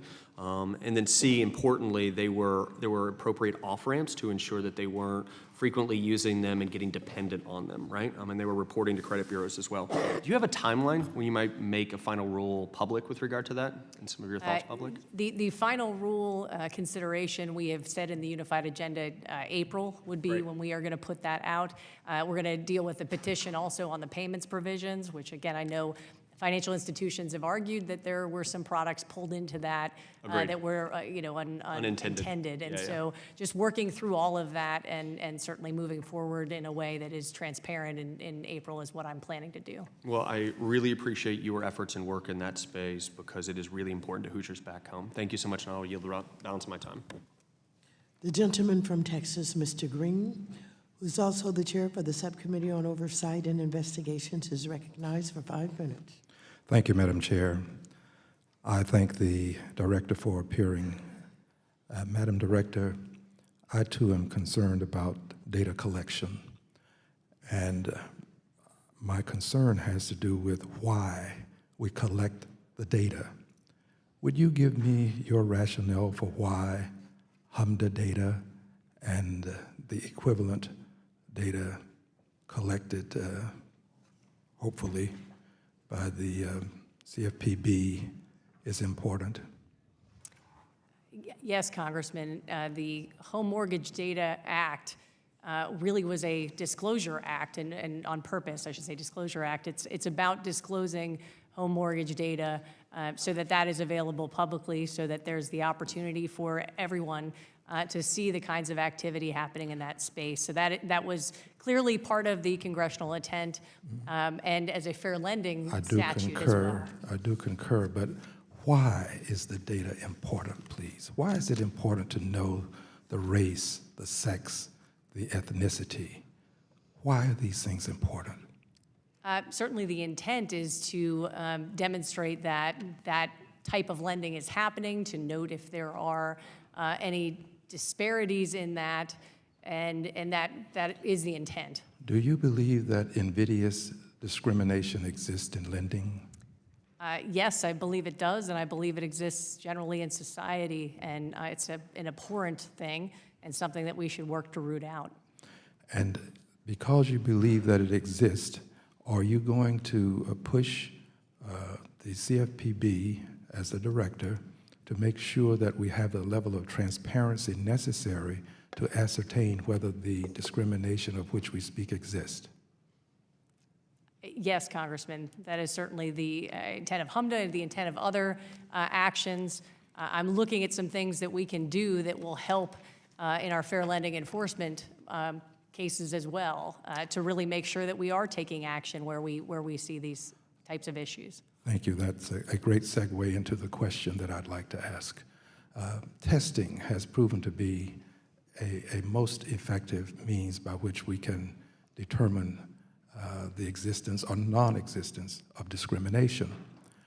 Give me your views on using testing as a tool, please.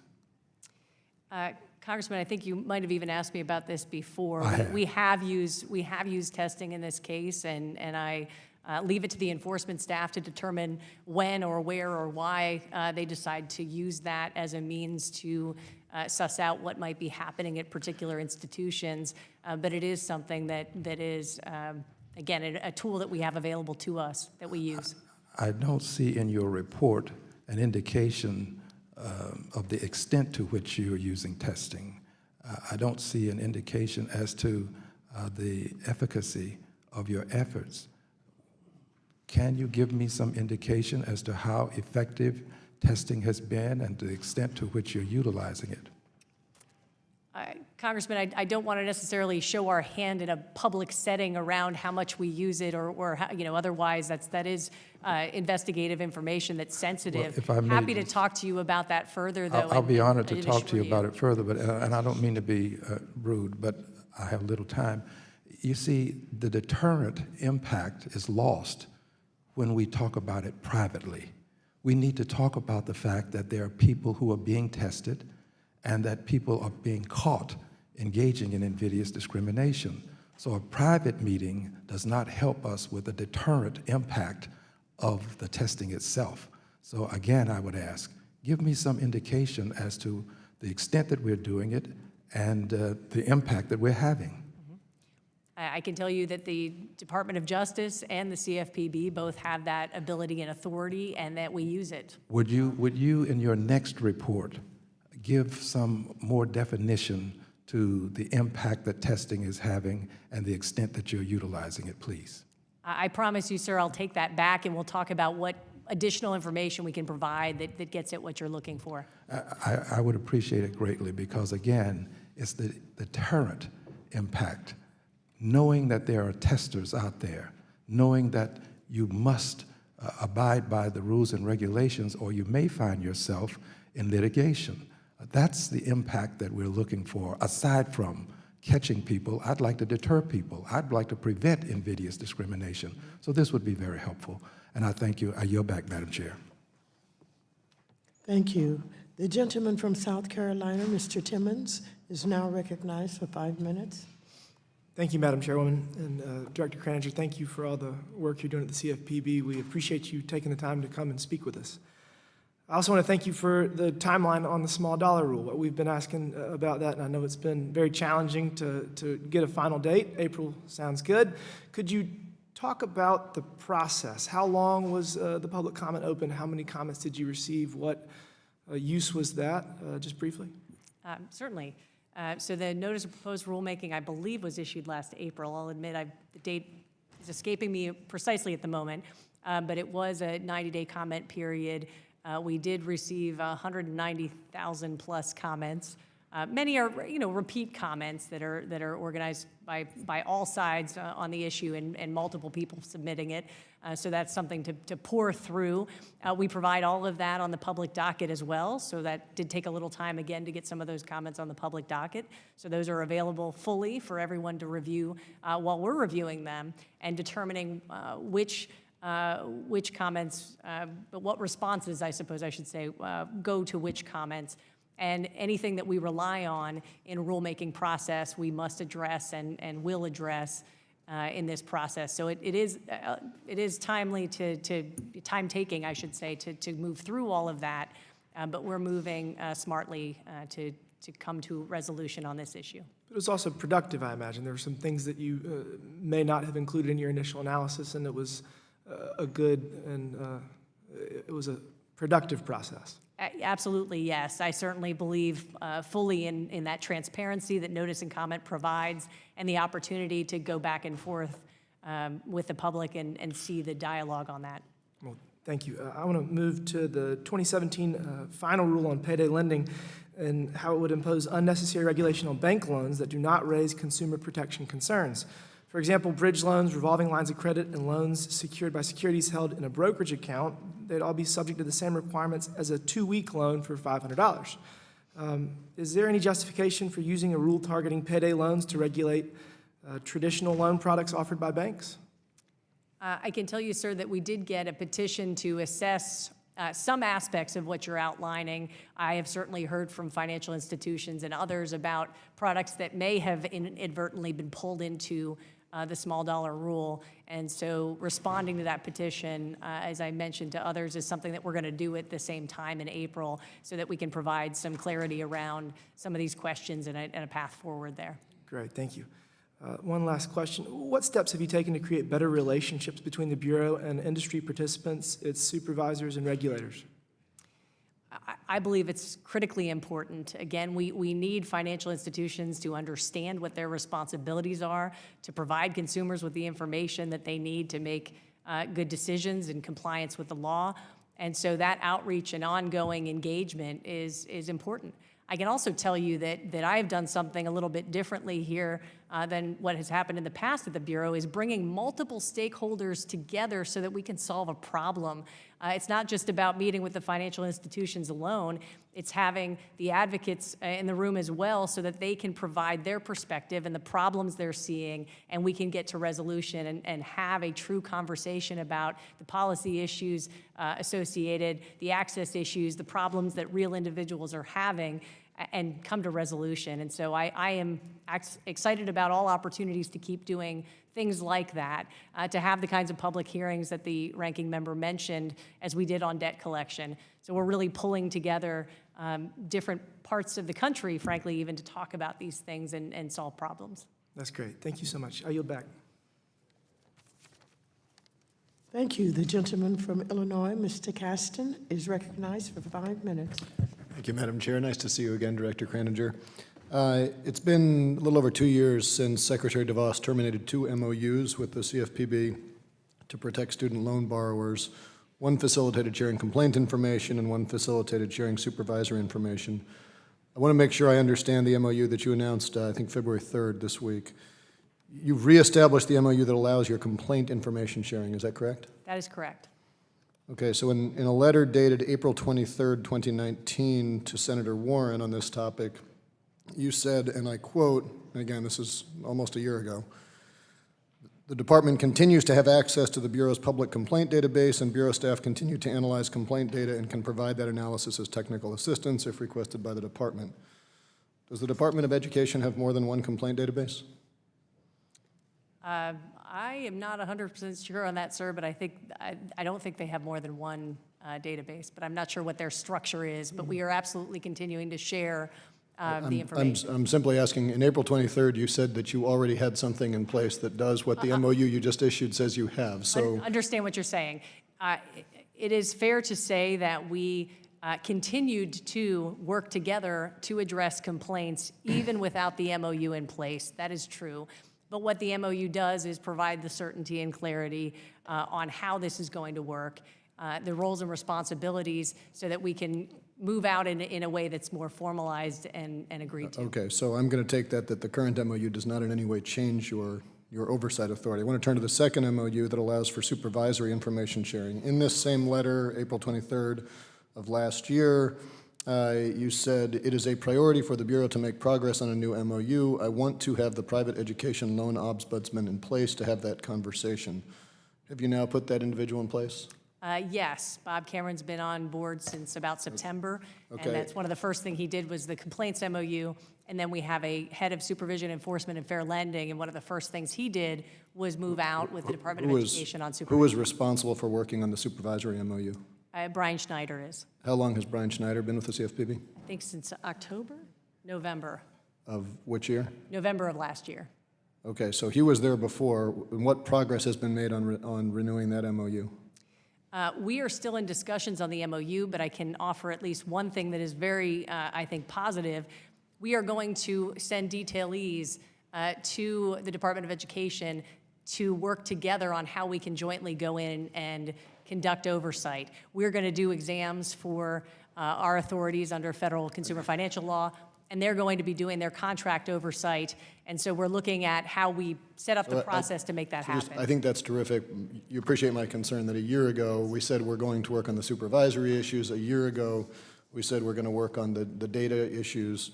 And we have one MOU that essentially reinforces what was already done, and the other one hasn't made any progress. I'd like to do that now, not in the future. I want to turn to student loan servicers. A July report submitted to the White House by Secretary Mnuchin criticized the Education Department's oversight of the student loan servicing companies and reported that a number of loan servicing failures and inconsistent practices had caused financial harm to students. We in Congress have previously called on your agency to seek a court order to compel the Department of Education to provide access to information on student loans, and your agency has so far refused to do that.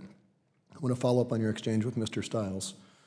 Secretary DeVos has said that student loan servicers face, her words, appropriate federal oversight by the Department of Education.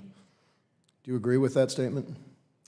I agree it is their responsibility to oversee their contracts. Do you agree that they are currently providing appropriate federal oversight?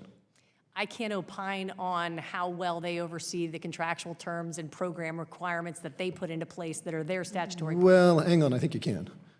They are currently not providing information that the CFPB has requested on student loan. They are also, at the direction, my understanding of the White House, are not providing information to states' attorney general that are seeking legal action in addition to the CFPB.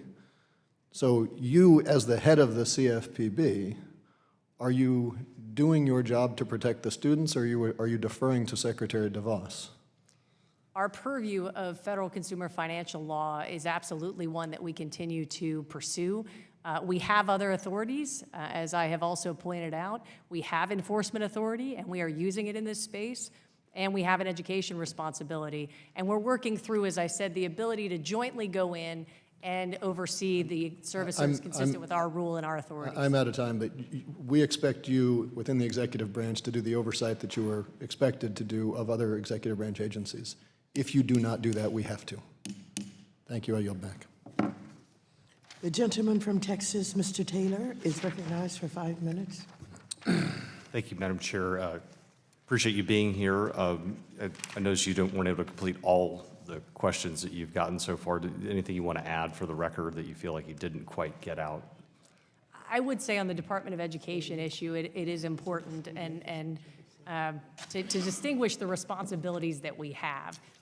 The Department of Education has a lot of authority under the Higher Education Act. They have the responsibility, obviously, to manage their contractors. So the CFPB has a lot of contractors as well, and it's our responsibility to make sure that they are acting consistently with the terms of the loan of the contracts. When it comes to this notion of supervision and oversight, we do have a larger participant rule in place that gives us responsibility and ability to examine the larger participants in the student loan servicing space, regardless of which types of loans they are servicing, federal loans and private loans. And so that is what we are working with the Department of Education on. There are clearly some areas of overlap and question. They set the program parameters and requirements, but we're looking at federal consumer financial law, and that's what we're working to finalize. It's complex. We continue to carry out our responsibility, as I said, through other means, but we will resolve the supervisory issue soon. And so, I mean, are those issues statutory, or, I mean, in other words, has Congress given you some laws that you're not really sure what to do with, and do you have the authority to do that, or do we need to go back to the books and give you a set of laws that you can actually implement and understand? In other words, do we need to do our job better here in Congress and give you laws that you can work with? I haven't found anything, Congressman. I appreciate the question. I haven't found anything in this area, but it is certainly something we will look at. And I can assure you and others on this topic that I believe the federal government has a responsibility, and so that is part of the effort to work together to make sure that the Department of Education and the CFPB are sending the same message to servicers about what requirements are and making that clear. So that's something that we continue to do. Sure. And is there any other topic you want to you got to say it around on, you didn't quite get your answer out? I would defer back to any questions that you have, sir. Okay, all right. Well, one question I had, and I know we've discussed this in the past, but just in terms of thinking about Congress reasserting oversight over agencies, which Congress does, yours is a very unique agency in the way that it was originally structured. I think I've seen that you declined to defend the constitutional structure of your agency in court. Is that correct?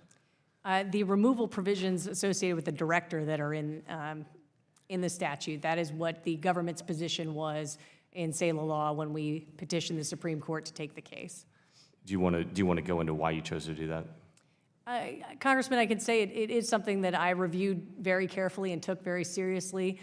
Congress obviously provided a clear mission for this agency, but there are some questions around, again, this, and I want the uncertainty to be resolved.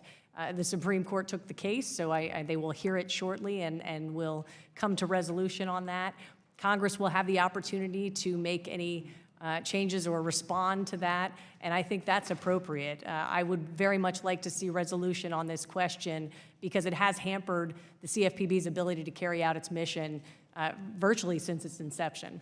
And so that uncertainty is really created by an unclearly written law. So that's really on Congress to write a law that's clearer that everybody can understand. The more the courts get used, the less Congress does its job, the more the courts get used. And I think that reflects poorly on the legislative body's job of writing laws that are clear. Would you agree with that, or? I'll leave that to you too, sir. That was very respectful. Shifting over in my remaining minute, something that is certainly important to me is you putting up signposts on a regulatory basis so that people know what to do. And the first time somebody hears about what they're supposed to do should actually be from the signpost and not people pulling them over and saying, hey, there was no speed limit here, but you were going too fast. What are you doing in your role as a director of CFPB to put up the signposts so that people know what the speed limits are? The clarity and transparency of the rules is critically important. We are engaging on an ongoing basis with entities to say, where is there uncertainty? Where is that hampering the offering of things that are going to be consumer beneficial in the marketplace? What's holding you back? How do we address that? And so ongoing dialogue about that, continued provision of guidance, continued work on rulemaking matters that are going to help provide additional clarity, all of that very important. My time is out. I yield back. The gentlewoman from Ohio, Mrs. Beatty, is also the chair of the Subcommittee on Diversity and Inclusion, is recognized for 5 minutes. Thank you, Madam Chairwoman, and thank you to the witness for being here today. I won't, for the sake of time, go over some of the things that some of my other colleagues, especially Congresswoman Maloney, has asked about when we talk about the fair lending enforcement.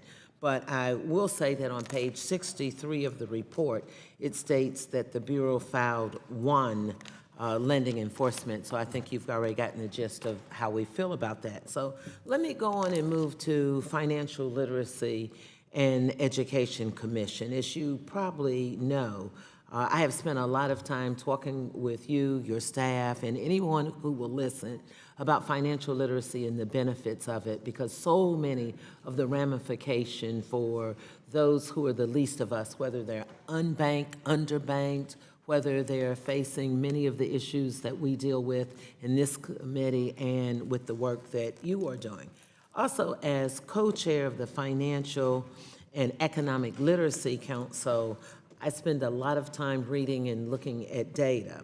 The Financial Literacy and Education Improvement Act that was passed in 2003 established a Financial Literacy and Education Committee that's chaired by the Treasury Secretary and whose vice chair is the director of the Consumer Financial Protection Bureau. So that would be you.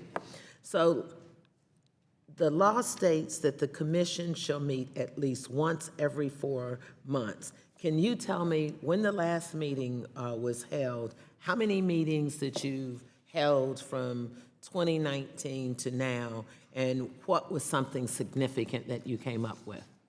So I can tell you there have been substantial conversations around this. No, just stick with me. How many, the law says you must have meetings. How many meetings? So we just give me that number first, because the clock's going to run down, and I have several questions. How many meetings by the law have you held within the time frame the law asked? Within the time frame the law passed, Ask. Oh. Yeah, it tells us. So have you had the number of meetings? Let's do a yes or no, so we can move on. No. Okay, so that means, for the record, we have not met what the law states on something that you talk about and certainly is important to us. So I guess if you didn't meet as the law stated you should and you're vice chair, you can't answer the other questions of what happened within those meetings per what the act is to do. So The act does require reporting, and we have maintained the regular reporting. We've had a lot of So let me ask staff-level you meetings, this. too. If the law requires you to meet and you're telling me you've had reporting, why didn't you meet? And you're the vice chair. It's not like you're just one of the members without any control. You are the vice chair of a major committee that we work on, and you know me. You know what my issues are. I am very transparent about standing up for the people and trying to get things done within the law, within a committee. So let me just move to the next question. As you know, the civil penalty fund at your agency is used to compensate consumers who have been harmed by violation of consumer financial protection law. Some of this money may also be used by your organization to fund consumer education and financial literacy programs.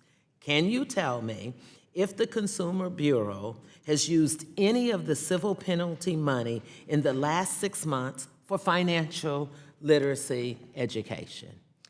We have not, Congresswoman, because we fund that through our regular operations. Okay, so can you tell me what you have used the money for in relationship which would help those individuals who could not be helped otherwise?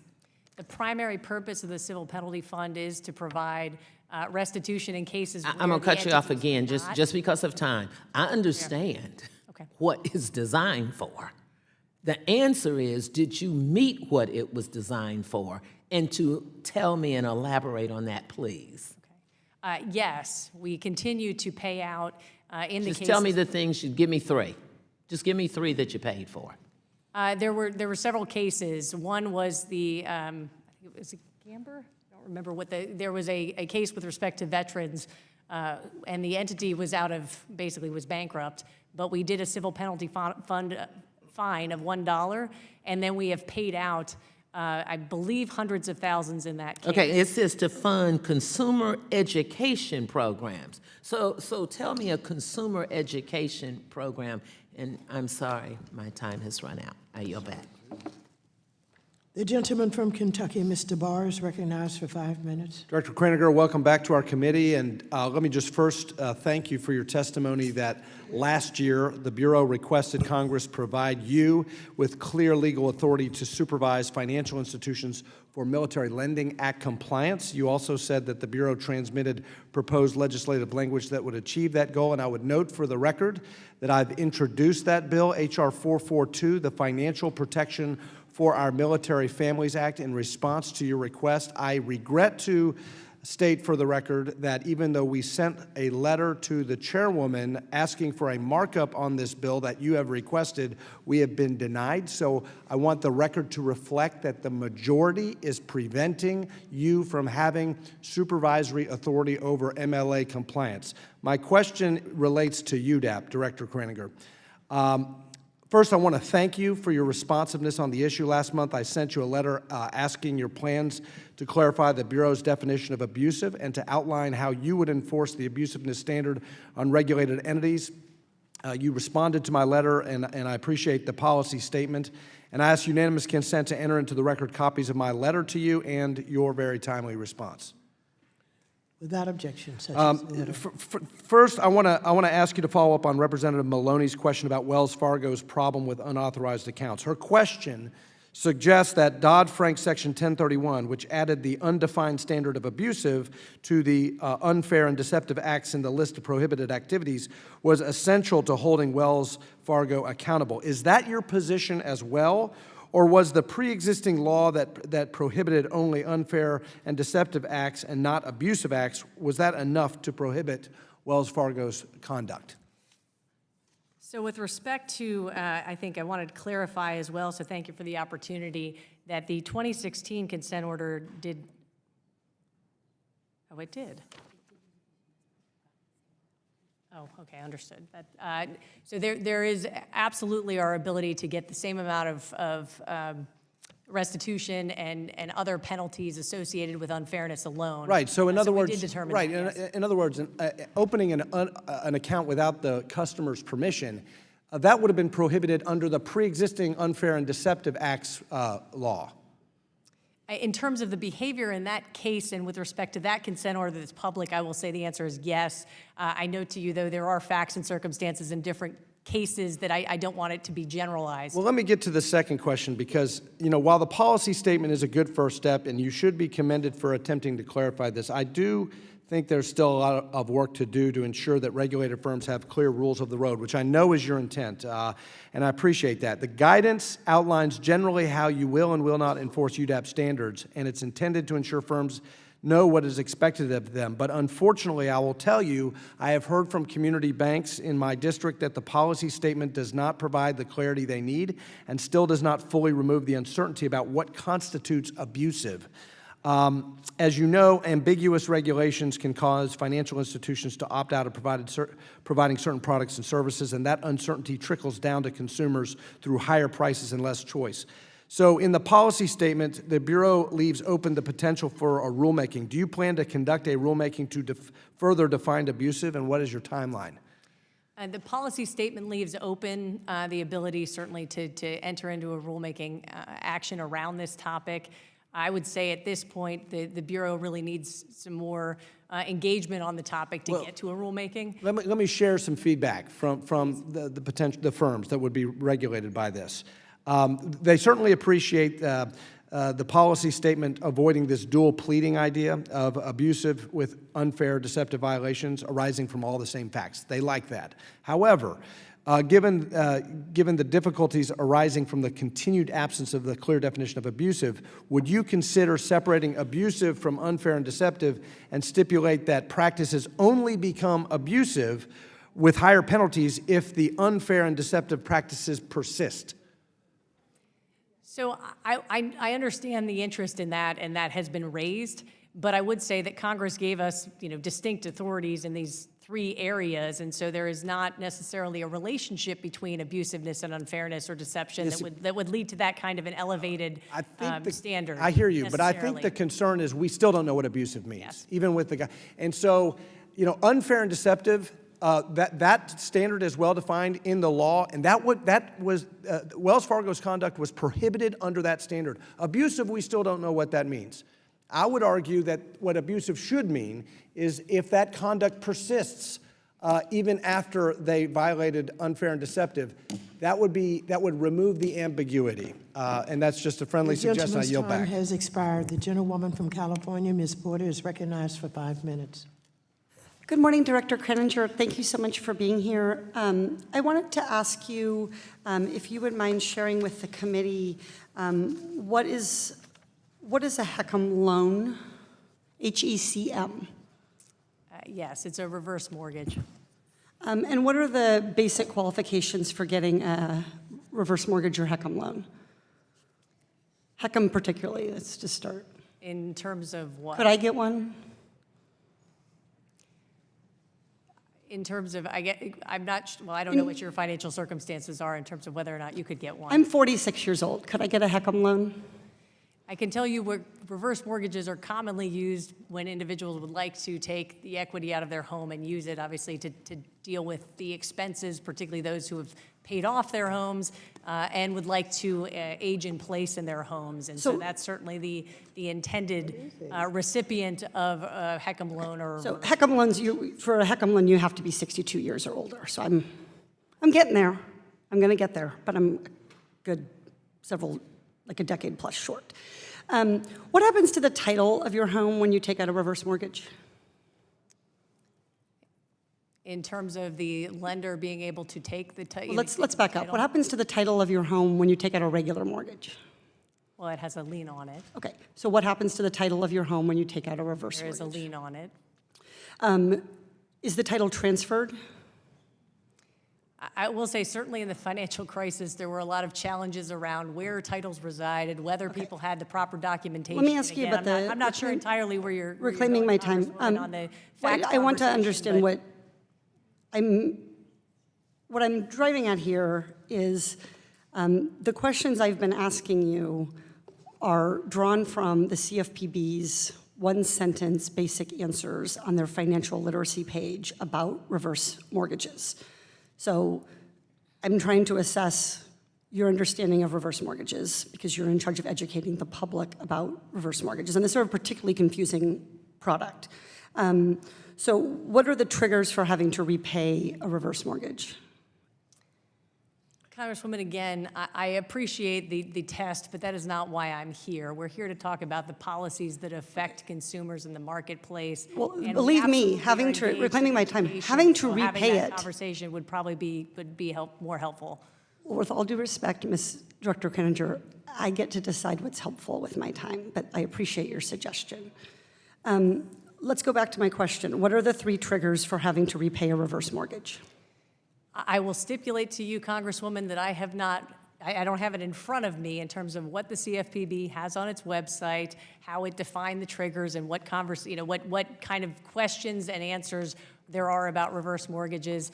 Among the many thousands of pieces of information that we seek to educate consumers by, I'd also offer that it's reclaiming those that would be thinking about entering into a reverse mortgage. Reclaiming my time. Supporting those who Reclaiming are my actually time. going You've to enter into a stipulated that reverse you don't know when or what triggers require someone to have to pay a reverse mortgage.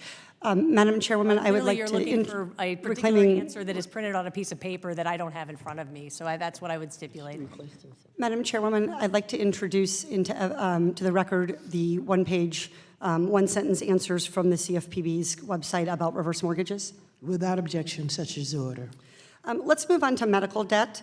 Is it permissible for a debt collector to use LinkedIn to reach out to a consumer who owes a medical debt?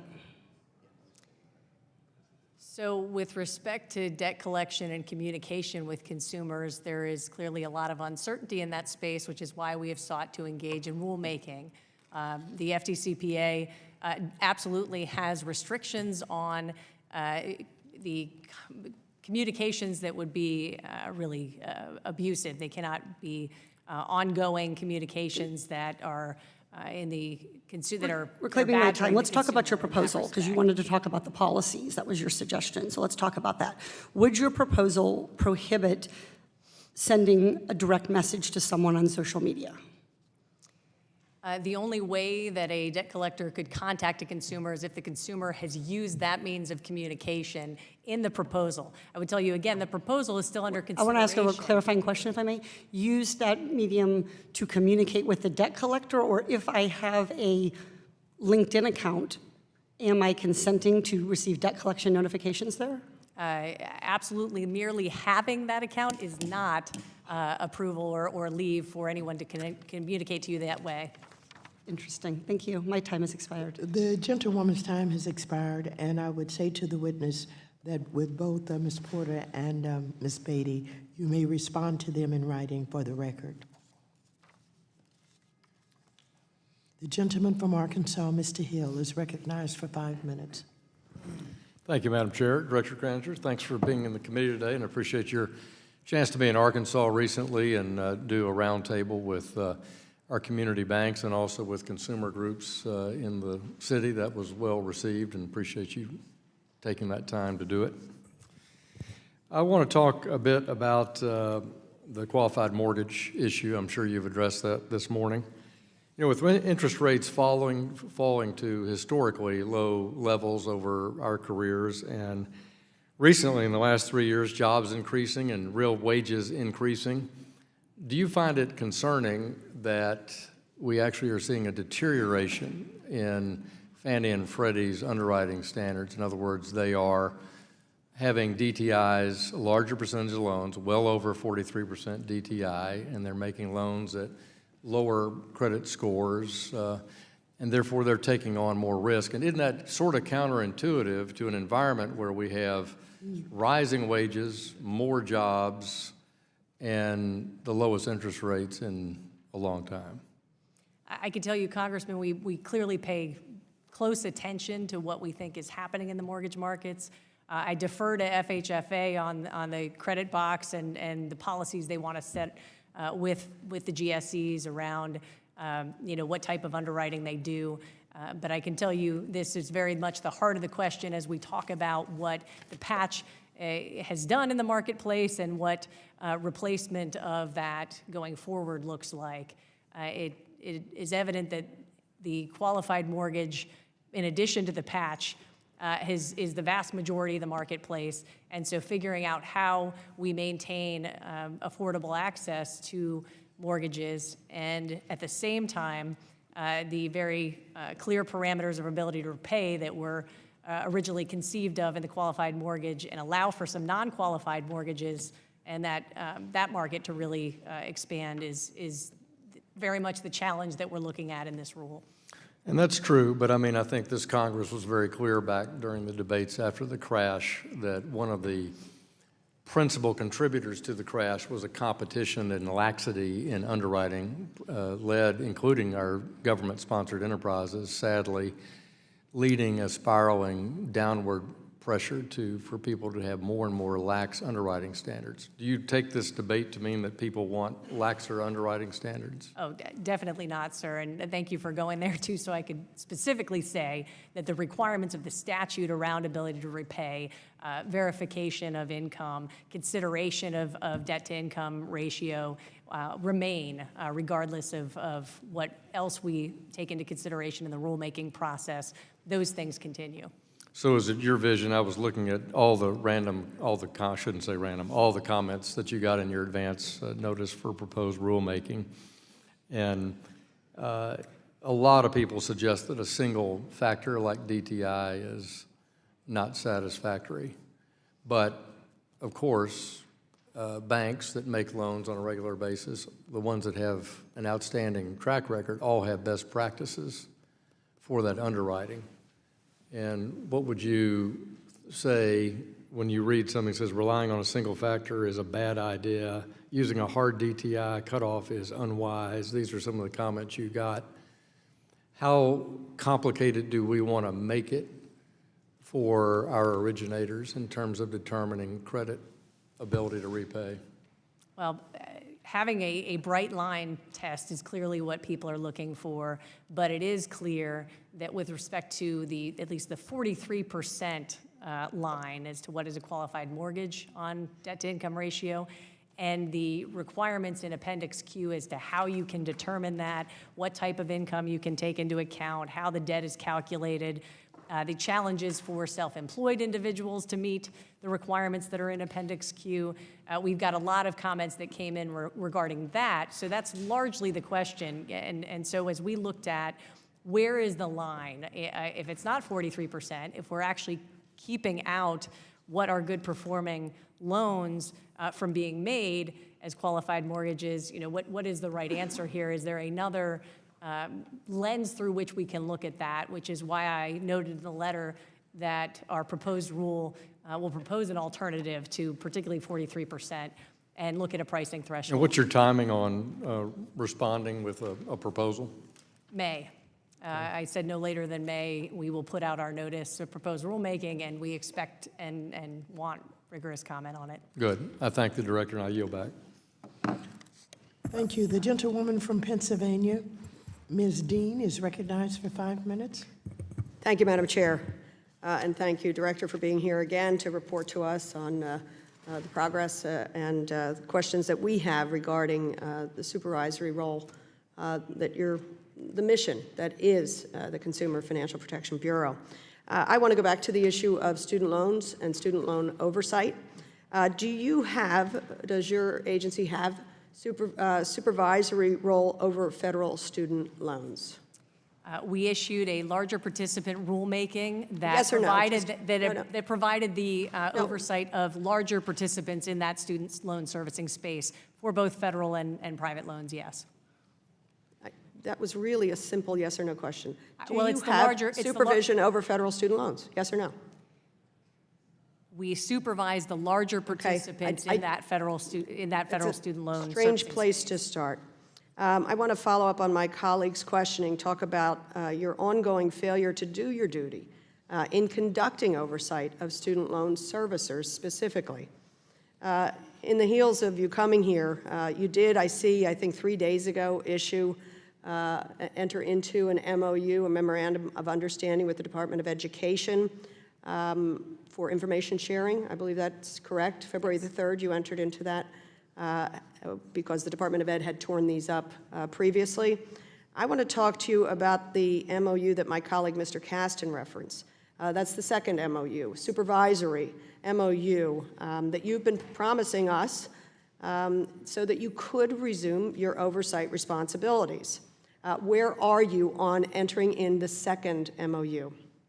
So we are still discussing that, but what we are doing is working on a joint examination program. We're going to send some examiners detailed to the Department of Education so that we can work together on exactly how we're going to do this. They want to go in and oversee their contractors Can I and all stop the you? contract Just a moment. requirements, and we want to oversee federal consumer financial law. Let's layer in last May, you revealed that the Department of Education was entirely blocking your supervisory role over the servicers, federal student loan servicers, because they were not giving you the information based on a decree by the Department of Education. Isn't that correct? Information was being blocked based on what the Department of Education had told servicers, correct? You told us. Yes, the language is in the letter, and that is precisely why we're having the conversations with Ed about the best and most productive way to go forward together. Did you find that categorical blocking of information and oversight, blocking your oversight responsibilities troubling? I did, and I put that in the letter to Congress, but I'd also note that we Did you put that in the letter to take the Secretary of enforcement actions in this Education area. and ask her to undo what she had done in terms of blocking your oversight responsibilities? I have spoken with her. We're working together to get to, frankly, an even more productive place around how we do this. They have a responsibility to oversee their contractors, and we need to do that in concert with them so that we're doing our requirements. I'll reclaim my time because a conversation with someone who said that you're not going to be able to do your oversight it doesn't seem like the effective way to change that outcome. What have you directed your student loan ombudsman to do regarding the second MOU? Is he in direct negotiations as well, Mr. Cameron? He is certainly aware of, but he is not responsible for those negotiations. Who's responsible for those negotiations? Brian Schneider, who is the head of supervision, enforcement, and fair lending. And why would you not have the ombudsman a part of it? The ombudsman responsibility under the statute, and frankly has been the case since the beginning of the agency, it was also the responsibility of the prior ombudsman, is around, particularly around complaints and around larger programmatic issues. If you're blocked from doing the supervisory role, how can the ombudsman actually do that job? Well, his MOU is concluded, and he is and has been doing his job, including reporting to Congress on the issues he sees in the market. All right. Speaking of the student loan ombudsman, a position that was left open for 300 days until it was finally filled last year, where does the staffing stand for the student loan ombudsman? So he is in place, and he has a plan. We've got how many people are going to? What does his support staff look like? He has partial support staff right now, and he's about to get a full-time person soon. He does not have a single staffer? But he is not the only person working on. We have a $1.6 $1.6 trillion student loan problem in this country. It took 300 days to appoint a student loan ombudsman. You appointed somebody who came from the services industry. You now have a Department of Education who has blocked your oversight ability. You have been weak in being able to change that, and he is not staffed yet. I find that strikingly against the mission of your department. I yield back. Thank you, Madam Chairwoman. Thank you. Gentleman from Tennessee, Mr. Rose, is recognized for 5 minutes. Thank you, Chairwoman Waters, and thank you, Ranking Member McHenry, for arranging the hearing today. And Director Kraninger, thank you for being here. It's good to see you again. I want to start off by saying that I joined my House Republican colleagues on the amicus brief urging the Supreme Court to decide that the CFPB's structure is unconstitutional, to give Congress the opportunity to fix it and make the CFPB more accountable to Congress. Notwithstanding these shared concerns, I do want to thank you for your work as CFPB Director to streamline overly broad regulations, to build more cooperative relationships with businesses and consumers, and work with members of Congress to protect our constituents. Director Kraninger, I'd like to ask you about something the Chairwoman referenced at the start of this hearing.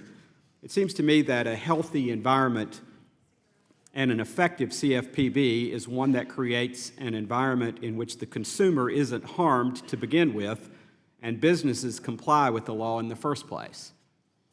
Is the amount of money collected through restitution, in your opinion, indicative of the efficacy of the CFPB? No, it absolutely is not and it's certainly not the only, to the extent that it is one. If the CFPB under the prior director collected more money than the CFPB today, does that necessarily mean that the CFPB is doing less to protect consumers or failing to fulfill its mandate? No, I certainly posit that it is not an indication of that necessarily. Thank you. I'm struck that if we were to measure other arms of the government, say the Justice Department, by perhaps measure their success or their efficacy by the length of sentences handed out to those who are convicted, that might be an analogy, and I would submit that that's probably not what we should be looking at as a measure of the success of our federal agencies and law enforcement agencies and regulators. I also want to call attention to some of the lines of questioning that I've heard today, as I believe they might illustrate a concern, an ongoing concern, and maybe the concern I've just been expressing, kind of the pop quiz nature of some of the questions that get directed to you, and I realize you make the big bucks, so that's why you get to answer these questions. But I think that they kind of underscore the concern that I think other colleagues of mine have about regulatory approaches taken by the federal government, not just the CFPB, but other regulators, and that is that I don't think it's ever useful when the regulated feel like it's a gotcha moment when the regulator comes to town to visit them. And so I would encourage you in that spirit and with that experience fresh on your mind to encourage your staff to think of the job that they have as one of helping businesses serve customers in compliance with the regulatory framework that's been put in place, helping them succeed and thereby helping customers have better experiences with the service providers that they seek out. So I hope you'll take that to heart and appreciate that. I want to turn now for just a moment. In your testimony, you mentioned that the CFPB has asked that Congress give CFPB authority to supervise financial institutions for Military Lending Act compliance. But one thing I'm always concerned about is when our regulators get a little too ambitious and then we're faced with mission creep. Under current law, who is charged with enforcing the MLA? So we do have the authority to take enforcement action under the MLA, but what we don't have is that supervisory authority. And I will say the prudential regulators also have the authority with respect to the institutions under their purview. If the CFPB is given this explicit authority, how would you assure Congress that the CFPB, under your tenure or otherwise, wouldn't then try to take that authority and broaden its influence over DoD policies that may have a financial services nexus? And this is an important distinction, certainly, Congressman. It aligns to the conversation we just had about prevention of harm. That's what this is aimed at. Our supervisory tool is really the best way to work with institutions to ensure they understand the requirements of law and that they are in compliance with them without the gotcha moment, without the public fanfare or flogging. And so that's really what we're seeking, is that ability to have examiners go in, particularly to non-banks in this, have that level playing field in amongst the entities that are providing loans and would need to comply with the MLA. Thank you, and with that, I yield back.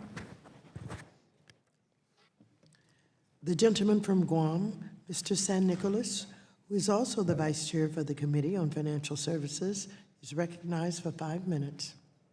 Thank you, Madam Chair, and I thank the committee for their patience. I have a delegation from Guam of about nearly 50 students who are here from the other side of the world, and I just finished kind of running them around the Capitol real quick and showing them some special sites. So I just wanted to, for the record, mention them and welcome them to our nation's capital. Director Kraninger, welcome. It's nice to see you again. When you were last here, I brought up something that I thought was pretty concerning, and that was the employee surveys with respect to their workplace, how they felt, whether or not they felt supported. And in our conversation, I brought up how their prior surveys reflected higher figures, and their most recent survey showed a steep drop-off on some of those figures. Have you revisited those areas, and do you have any update for us on those issues? Yes, Congressman. I think I told you that we established a Workforce Effectiveness Committee, and really they're working through a lot of the issues that we believe are really root causes of that. I'd say that the annual employee survey is important. It's a point in time. We've actually since had another AES conducted and released, and in fact, we have seen improvement. I'm not fully satisfied with the results of the latest AES either, and I can assure you we won't rest on our laurels over this, but taking really all of that to heart, including all of the engagement with our employees, replacing, frankly, a lot of staff. I think the end of the hiring freeze and the institution of my staffing planning is a big part of improvement, and the survey was taken right when I made that decision in August. So I hope that we'll continue to see improvement, and frankly, in my engagement with employees regularly, we continue to see that. I think it's very important for us to really pay close attention to those numbers and how they track towards improvement, because with all the back and forth that we can have in politically charged environments, One of the areas that we can definitely find solace in is when we have employees in the rank and file who are very, very confident that they're effective and they're able to do their jobs as mandated. And so with respect to those areas that still need improvement, and with respect to your evaluation of what was impacting those responses, can you share with us what some of those general areas of concern were and what some of the remedies are that you're implementing to correct them? One of them certainly was leadership engagement with employees. And I can tell you again, the way that I've served in government and what I brought to the CFPB was very much of an approachable, accessible leader who is actually going to engage with staff and not beg away from any questions. So I have made a point of going to staff meetings and taking questions and having all hands meetings, of walking around the building and really making sure that all of our senior leaders are doing that. You can get busy the higher up in an organization you get, and so the ability to really make sure that you're accessible to everyone. We also are doing a number of things to get more real-time employee feedback on problems and issues. We've made some real changes in just some of the pain points around some of the issues like travel and some of the paperwork and bureaucratic requirements there. But I will say the staffing planning changes are a really big difference. I mean, seeing new hires come in, seeing that support, that's something that is already making a big difference. Okay, one of the lessons that I learned from some very, very talented managers is that when you bring management in, you got to give them roughly half a year to a year to really learn the organization and begin implementing changes to help make things better. And you're basically coming along on that same track. But going forward, after all the implementation, all the analysis, I would argue that these next round of employee results with respect to how they come in on that survey is going to be a direct reflection on whether or not the improvements that you're speaking of are actually taking hold. And so I look forward to seeing those numbers and being able to get a firm snapshot of the effectiveness of your leadership with respect to how the employees perceive that. Thank you so much for being here, Director. I yield back the balance of my time, Madam Chair. Thank you. The gentleman from Georgia, Mr. Loudermilk, is recognized for 5 minutes. Thank you, Madam Chair. Director Kraninger, thank you for being here. I appreciate your leadership in the organization. I think you're doing a good job. And your engagement with members of Congress is refreshing. I know we've sent many letters and engaged with your office on different issues, and you've been very responsive and open, and I appreciate that. I do have 3 areas. If we could hit all 3 of those, it would be great. The first is going to be remittance transfers. The second is going to be TRID exemptions for nonprofits and charities. And the last will be the rule on debt collection. So thank you for what you've been doing on the remittance rule. Appreciate you taking action and making rule proposals. It's much better than the status quo. Do have some concerns, though, about the proposed caps and banks being able to estimate the exchange rates and third parties' fees. It could still cause some market disruption, and which is inevitably going to affect consumers whenever there is a change in regulation, as most businesses try to operate within the laws and regulations. And if there is a change, there's usually the consumer that is affected. I'm not sure that the number of transfers a bank makes in a year is exactly relevant to being able to estimate properly, especially when it comes to the smaller banks, which many of those in rural communities could have an inordinate number of transfers depending on the makeup of that community. But really my question is, would you consider allowing banks to estimate the exchange rate and fees if they are unable to establish a necessary relationship if it's for reasons beyond their control? So, Congressman, we're up against the requirement in statute on this, as you well know. So that's why we're seeking to mitigate it, particularly for smaller entities that are looking to maintain their customer relationship with their customers for this service. There is the ability with certain countries, obviously, to get the country list updated, and that's the mechanism by which we want to hopefully address this or at least help and assist.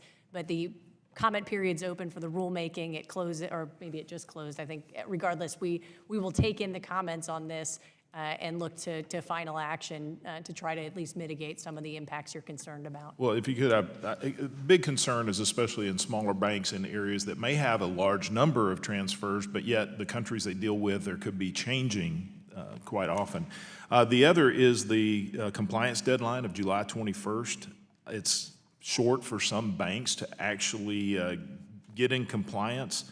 Didn't know if you were considering maybe extending the period or giving extending the compliance deadline for providing a transition period for some of those banks. We are working rigorously to get that final rule out in time to support a transition, and that deadline is statutory too. So that is something that we have to maintain. Okay, appreciate that. Quickly on the other two issues, passed legislation that we passed out of this House a couple of times. It's in the Senate. It's called the BUILD Act, which would allow nonprofits such as Habitat for Humanity, give them exemption from complying with the new TRID rules, but be able to go back and utilize the pre-TRID disclosures because they are providing a zero-interest mortgage, and there's no reason they need to do disclosures for variable rates and things that they're not involved in. We haven't been able to get it out of the Senate yet. Would you consider providing administrative relief to those types of charities under TRID? So we're doing the assessment of TRID now. I've certainly heard this issue from you and others, sir. They have not come entirely with us with the same articulation of the challenge. And so we want to work through the assessment process to see what's here and get some real facts on the ground. So encourage those that are affected by this, or if your office has some additional data around this, we absolutely want to do what we can consistent with the law to address it. And we'll provide that data as quickly as possible. And real quickly, the last is the debt collection. I want to just make sure we clarify whether or not the debt collection applies to first-party debt collectors. I know a lot of our banks and credit unions are concerned about that. Would you be able to clarify? The rule that the CFPB proposed is just third-party debt collectors under the FDCPA. And they're just concerned that it may not be as clear. If you could clarify that, we appreciate it. Again, thank you for your service and thank you for the work you do. Thank you. The gentlewoman from Iowa, Ms. Axney, is recognized for 5 minutes. Thank you, Chairwoman, and thank you, Director Kraninger, for being here. Appreciate it. I want to ask a couple more questions about the Memorandum of Understanding that you just signed with the Department of Education. Just so we're clear, that MOU just covered sharing information about complaints, and is that something that we were already doing? Is that correct? There was ongoing activity, but that MOU was rescinded 2 years ago, and we wanted to obviously formalize the relationship and the responsibilities, so that's what's been done. Okay.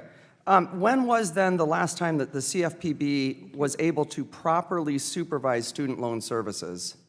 So we do supervise student loan servicers on an ongoing basis, particularly in the private education loans. The issue that I understand and know you're getting to is supervision of an examination of the larger participants in the federal student loan space.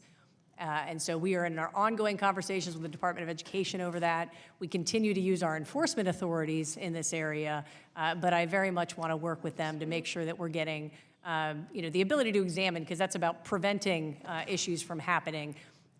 Department of Education's going to take some detailees from us. So we're designing a program together where they can go oversee contract terms and we can go in and oversee federal financial consumer law. Okay. Well, given the fact that the CFPB has received numerous complaints about student loan debt, and that's the biggest area where you're seeing complaints, can we get an answer here? Because I know a lot of my colleagues have been asking this as well. Let me be very direct. When will the CFPB resume supervising and examining the companies who are servicing more than $1 trillion of federal loans? A date. I can tell you soon. I had pledged to you that by the next time I testified, which is now a little earlier than it was originally intended to be, that I would have progress.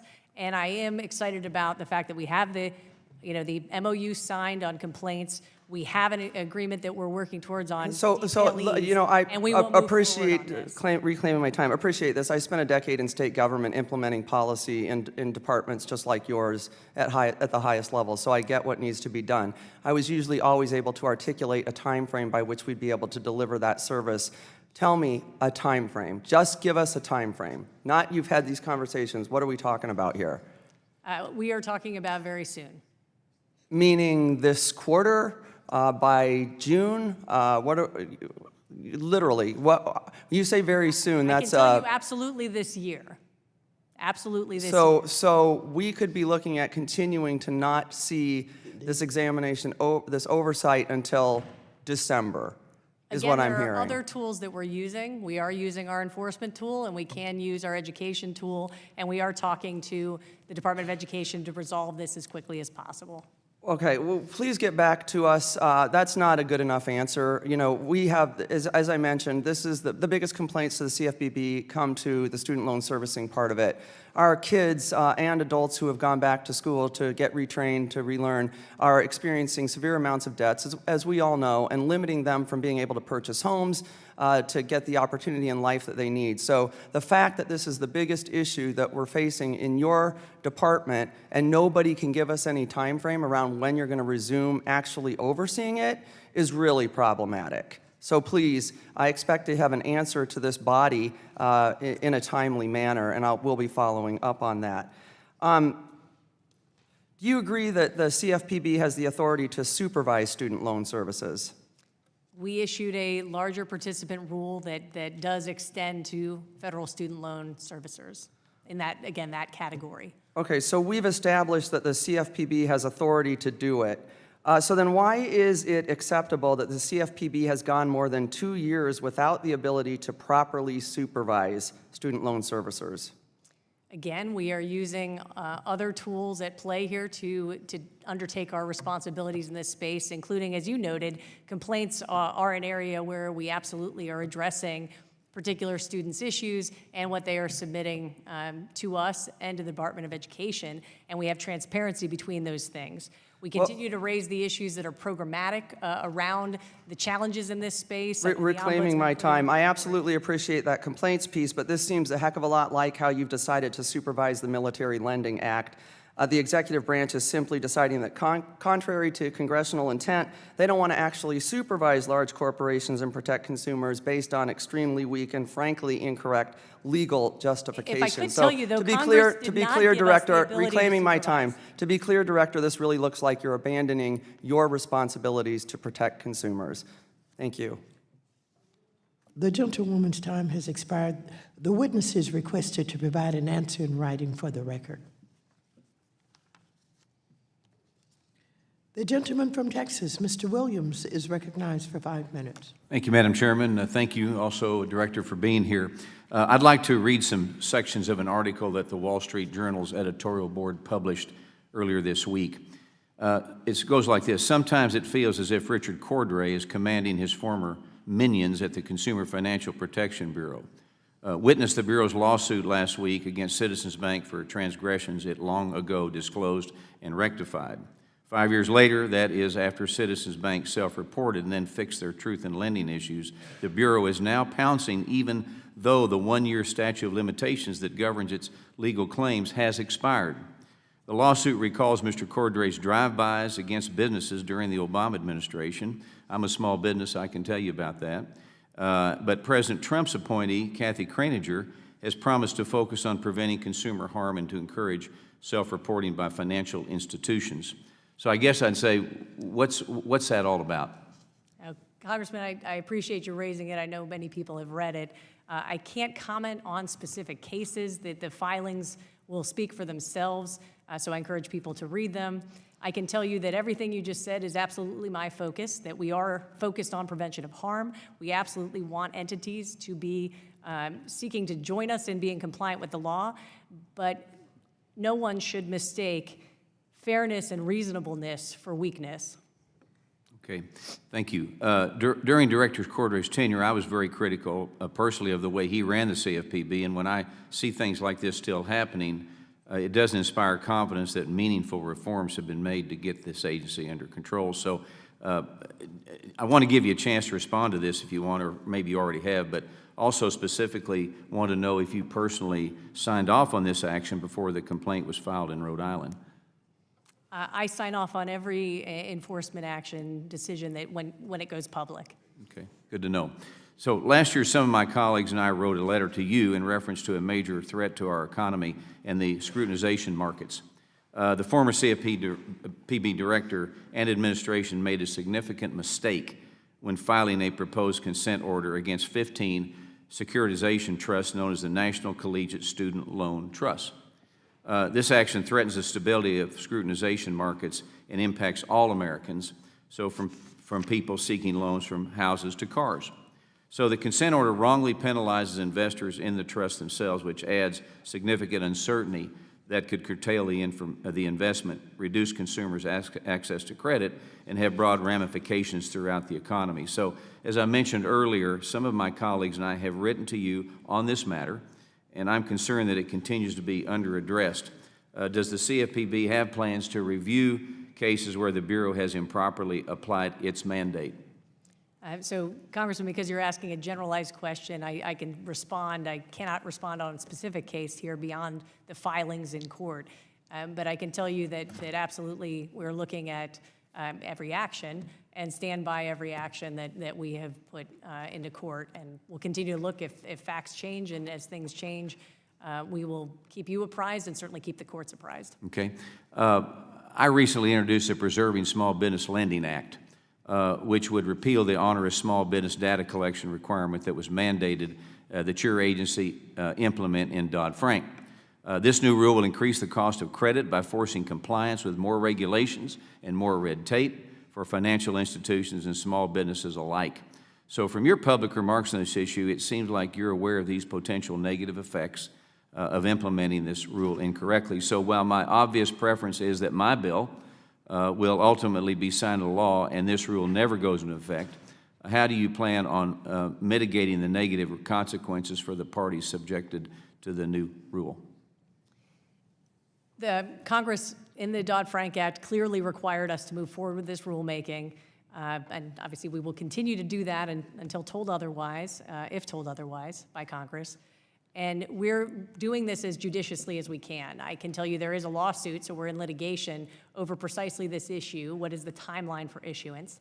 The next step is the SBREFA process, the Small Business Regulatory Enforcement. I forget now what SBREFA stands for, but regardless, that process by which small businesses that are impacted have the opportunity to comment on the proposal. So we're developing the proposal to put into SBREFA. We've said that would happen by the fall. And so we're going to look to see what we can do to mitigate while carrying out what Congress told us to do. Well, thank you. You've got a tough job. We stand here to work with you, okay? Thank you. The gentleman from Florida, Mr. Lawson, is recognized for 5 minutes. Thank you, Madam Chair, and welcome to the committee. Madam Director, during October the 17th Senate Banking Committee hearing, you stated you would rather not have an adversarial relationship with the Department of Education. Since then, the Bureau and DOE released a memorandum. Can you go into further details on what that memorandum states? Yes, sir. The MOU is regarding information sharing of complaints from students.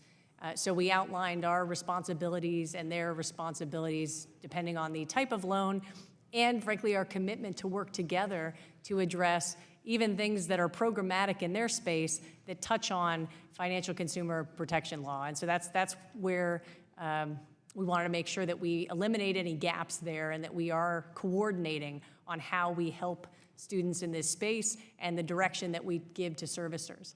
Okay, I have a lot of students in my district that's reading. I'm very concerned about it. And so you have a plan to work with the Secretary of Education to ensure examiners are able to investigate problems within long-serving companies? Yes, we are going to send detailees over to the Department of Education to work jointly on how we can carry this program out. So they have contract terms that do relate to federal consumer law, and so figuring out how we can go in together and jointly carry out our respective responsibilities. So we're going to design a program to do that, which I think is really positive. So we're going to conclude an MOU related to that as quickly as possible. Do you feel with this collaboration or memorandum that you'll be able to get bad actors out of the student loan process? It will certainly help prevent harm to consumers. I can tell you with respect to bad actors, we continue to maintain our enforcement authority, and we will use it and have been using it. Okay. With an increase of 7% of consumer complaints, why has the Consumer Bureau seen a decrease in the staff by 14% in the last 2 years? Congressman, there was a hiring freeze instituted as part of the transition, and I actually lifted that last summer. I have a staffing plan where I have empowered managers to tell me if they need additional resources to carry out the mission, and we are in the process, frankly, of building back up to those target staffing levels. We've had new hiring classes every 2 weeks, 10 more people this past Monday, too. And it's a really targeted thing to say we want clarity over roles, responsibilities, resource needs. And I've empowered, as I said, the managers to make those decisions and to really manage that on an ongoing basis. Don't just fill the position because somebody is leaving at the same level. Let's really assess, this is what we need. Okay, we're going to go try to get that. And so it's, frankly, the flexibilities Congress has given us with respect to how we can manage ourselves that gives us the ability to do that and be really pointed and targeted. And that's where we are. I think we've got, frankly, we're back on a build-up to get to the right staffing levels. From your assessment, do you feel like it's difficult to retain staff in that particular area? There hasn't been any one particular area where it's a challenge. I can say government-wide, we have challenges in cybersecurity. There are challenges, again, with lawyers with particular skill sets, and because they're valuable to frankly, other entities besides the government. So we are, looking at that and making sure we are recruiting in a smart way as well. Economists can be very hard to attract, and so we're looking at what we can do to both build the pool and certainly retain those and help them have a career ladder and trajectory that is going to be, I guess it's going to be positive to them. Okay, and I'll try to get this soon. I recognize the Consumer Bureau commitment to staff diversity. However, based on the number, the females and minority workforce have remained the same. Why is this so, We actually have increased our minority levels and female levels. We're 50-50 in the whole agency and 50-50 at the leadership level. Our level of minority leadership as well is increased. I apologize, I don't remember precisely what it is, but we are doing very well compared to other agencies, and we will continue to make that a huge priority. Okay, thank you. With that, I yield back. The gentleman from Washington, Mr. Heck, is recognized for 5 minutes. Thank you, Madam Chair. Director, I'd like to resume our discussion/argument about whether or not you indeed have the authority to conduct supervisory exams with respect to compliance with the Military Lending Act. You're wrong. I'm right. And the consequence of that is that considerations related to national security are compromised and service members are hurt. But maybe we can start with something on which we agree. Would you agree that a 20-year-old sailor whose job it is to program a Tomahawk missile in the Persian Gulf should not be stressing out about whether or not their car's getting repossessed? I would agree that I definitely Would don't you want them to agree? be Would you stressing out. agree that service members have historically, as amply documented in a Department of Defense study, been targeted by payday lenders with predatory practices? I would say they absolutely are a vulnerable population for precisely the You would not agree scenario that they've you been mentioned. targeted? I think that's a strong term, but I think there are lots of vulnerable would submit populations that who it are is- in fact targeted. Then I would Yes. submit to you, you should read the report of our own Department of Defense. Understood. I have seen the report, sir, that you're mentioning, and I understand what you're saying. I'm just, there are dated times, there are different locations, but vulnerable populations do get targeted. I concede that, absolutely. And would you agree that part of the characteristics of vulnerability are, for service members, is that we're talking about relatively young people who are in paid jobs for the first time, who are relocated often, and who, in fact, have stresses related to deployment and the like? Yes. So you maintain that you don't have the authority to conduct supervisory exams. Are you aware that the person who wrote the bill, United States Senator Jack Reed, said specifically that you do? Yes, Congressman, Okay. I've had that Were conversation you with the aware Senator as well. that Colonel Paul Cantwell, who was the former director of the Office of Service Members Affairs for your office, said that throughout the years under Director Cordray that these exams were conducted, that he never received a single complaint about them?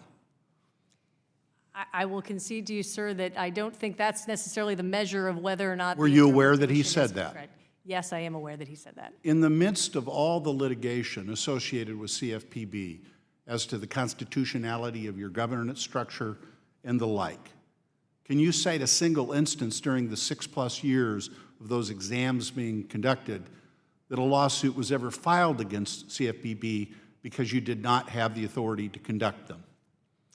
Again, not the measure that I would use as to whether this is an appropriate interpretation. That's not the but- question. But no, it has not actually occurred. So the prime sponsor says it was what we intended clearly. The person in your office associated with it said nobody ever complained, and in fact, there's no lawsuit been filed. Would you not also acknowledge that under UDAP, you have broad but unambiguous authority?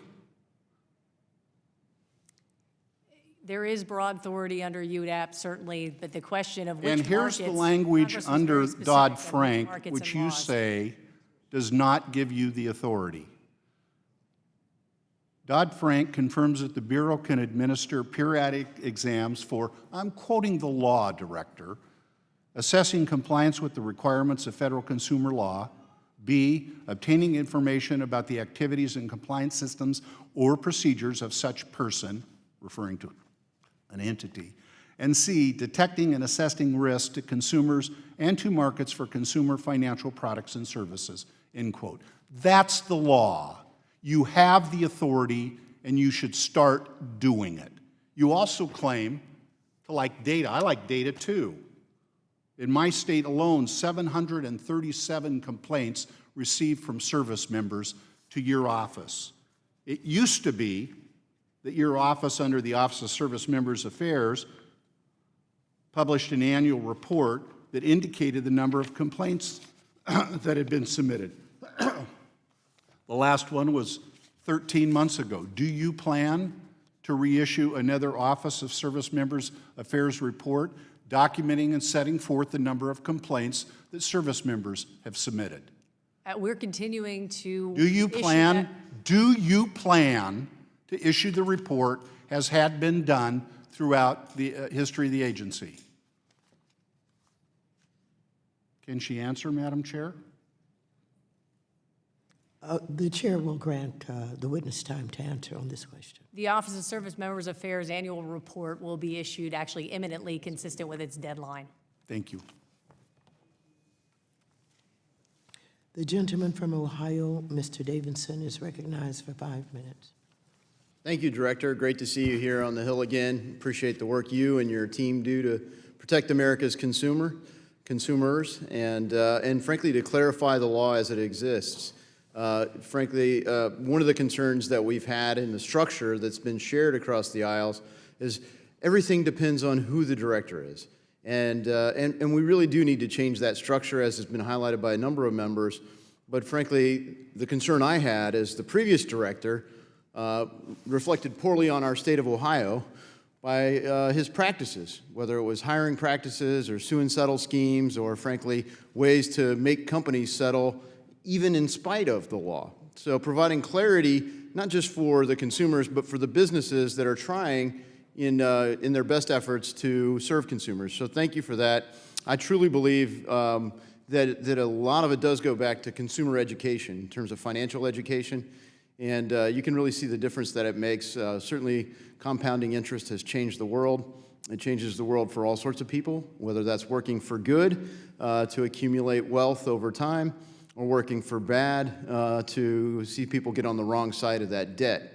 So appreciate your efforts there. I want to highlight a couple things as you sit in a role that was created in a way to kind of sit over top of, broadly things that are already bad practices in every single state. So it's not like most of the things that I'm hearing people criticize you for here today aren't against the law in every state in the United States of America, and attorneys generals are prosecuting people for the criminal activity there. And so systemically, as you look across the entire financial sector of the United States from the federal level, I'm just curious, what position are you in to assess a couple things? So when you look at things that can pass as a member of the minority, maybe we could study something, something that's bipartisan. So when you look at faster payments, and you look at fintech and all the innovation that's out there, and now the Fed's newfound interest in the Fed itself taking a role in faster payments, do you have a way to assess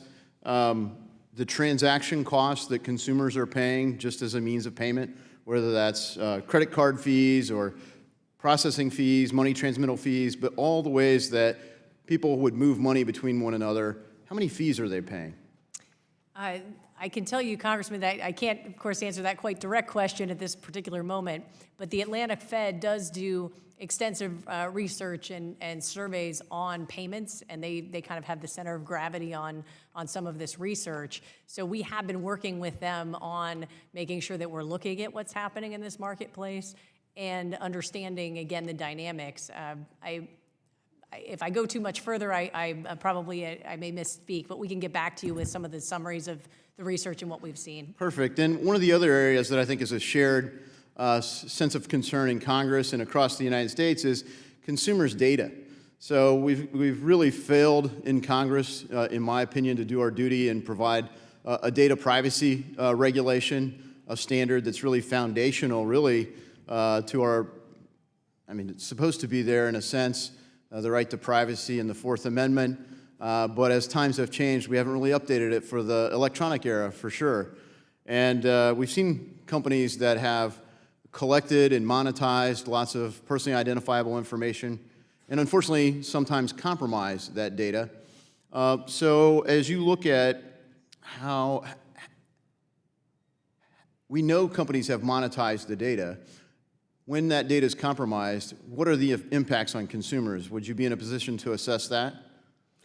So we have with respect to a couple of different enforcement actions, but I can say there are some lines amongst the federal agencies over authorities in this space. For example, Congress explicitly took the GLBA safeguards out of the Bureau's purview. The Federal Trade Commission has that responsibility in addition with the prudential regulators. But I will say holistically, certainly, we are looking at what's happening in this space, and we are certainly doing our part. Perhaps from the consumer's perspective. Yeah. So thank you for that. And then I think the last thing is just in the interest of the QM rule and the upcoming piece, you're not yet into the rulemaking, but you're talking about going towards it. Certainly that says there are things that you have concerns about the rule as it exists today. And, I guess, what kinds of things are you and the staff there trying to balance as you look at a review of this? The interest, things that are broken and things that you want to safeguard and clarify? Well, that's definitely a longer question, probably that I can answer in a shorter period of time. I would say very clearly carrying out the law. There is a requirement to have an ability to repay and how that's determined. Thank you. The gentlewoman from Michigan, Ms. Tlaib, is recognized for 5 minutes. Hi, Director. Thank you so much for being here. As you know, and I've talked to you about this in the last hearings, but I represent a beautifully diverse community, and lending practices are a really critical issue for my district. In 2016, I don't know if you saw the study that found Black applicants in Wayne County, Michigan communities were almost twice as likely to be denied conventional home purchase loans compared to white applicants. The same study conducted by the Center for Investigative Reporting found that Detroit ranked 44th out of 48 communities nationally where Black people were denied loans at a higher rate than their white counterparts. So I do believe there's something happening there. We used to have 70% home ownership in the city. Now it's down to 50%, and we continue to see that decline. So fair lending is important. Do you agree? I do. How long have you been in your position? 14 months. 14 months. And so I was asking about, how the investigative process goes, and I think looks like you all opened about 32 fair lending cases or supervisor exams in 2016, and then the number fell to 24 in 2019. Is that correct? There's 24 cases that were open? I will stipulate that you're probably looking at a report that's not in front of me, so Okay. I'll just concede Same yes here, right it's just something that's in front of me, that's why I wanted to confirm. So Director, after reviewing the fair lending, enforcement actions taken by the agency thus far listed on the website, it appears that there have been no cases where CFP under your leadership has found any company violating the Equal Credit Opportunity Act.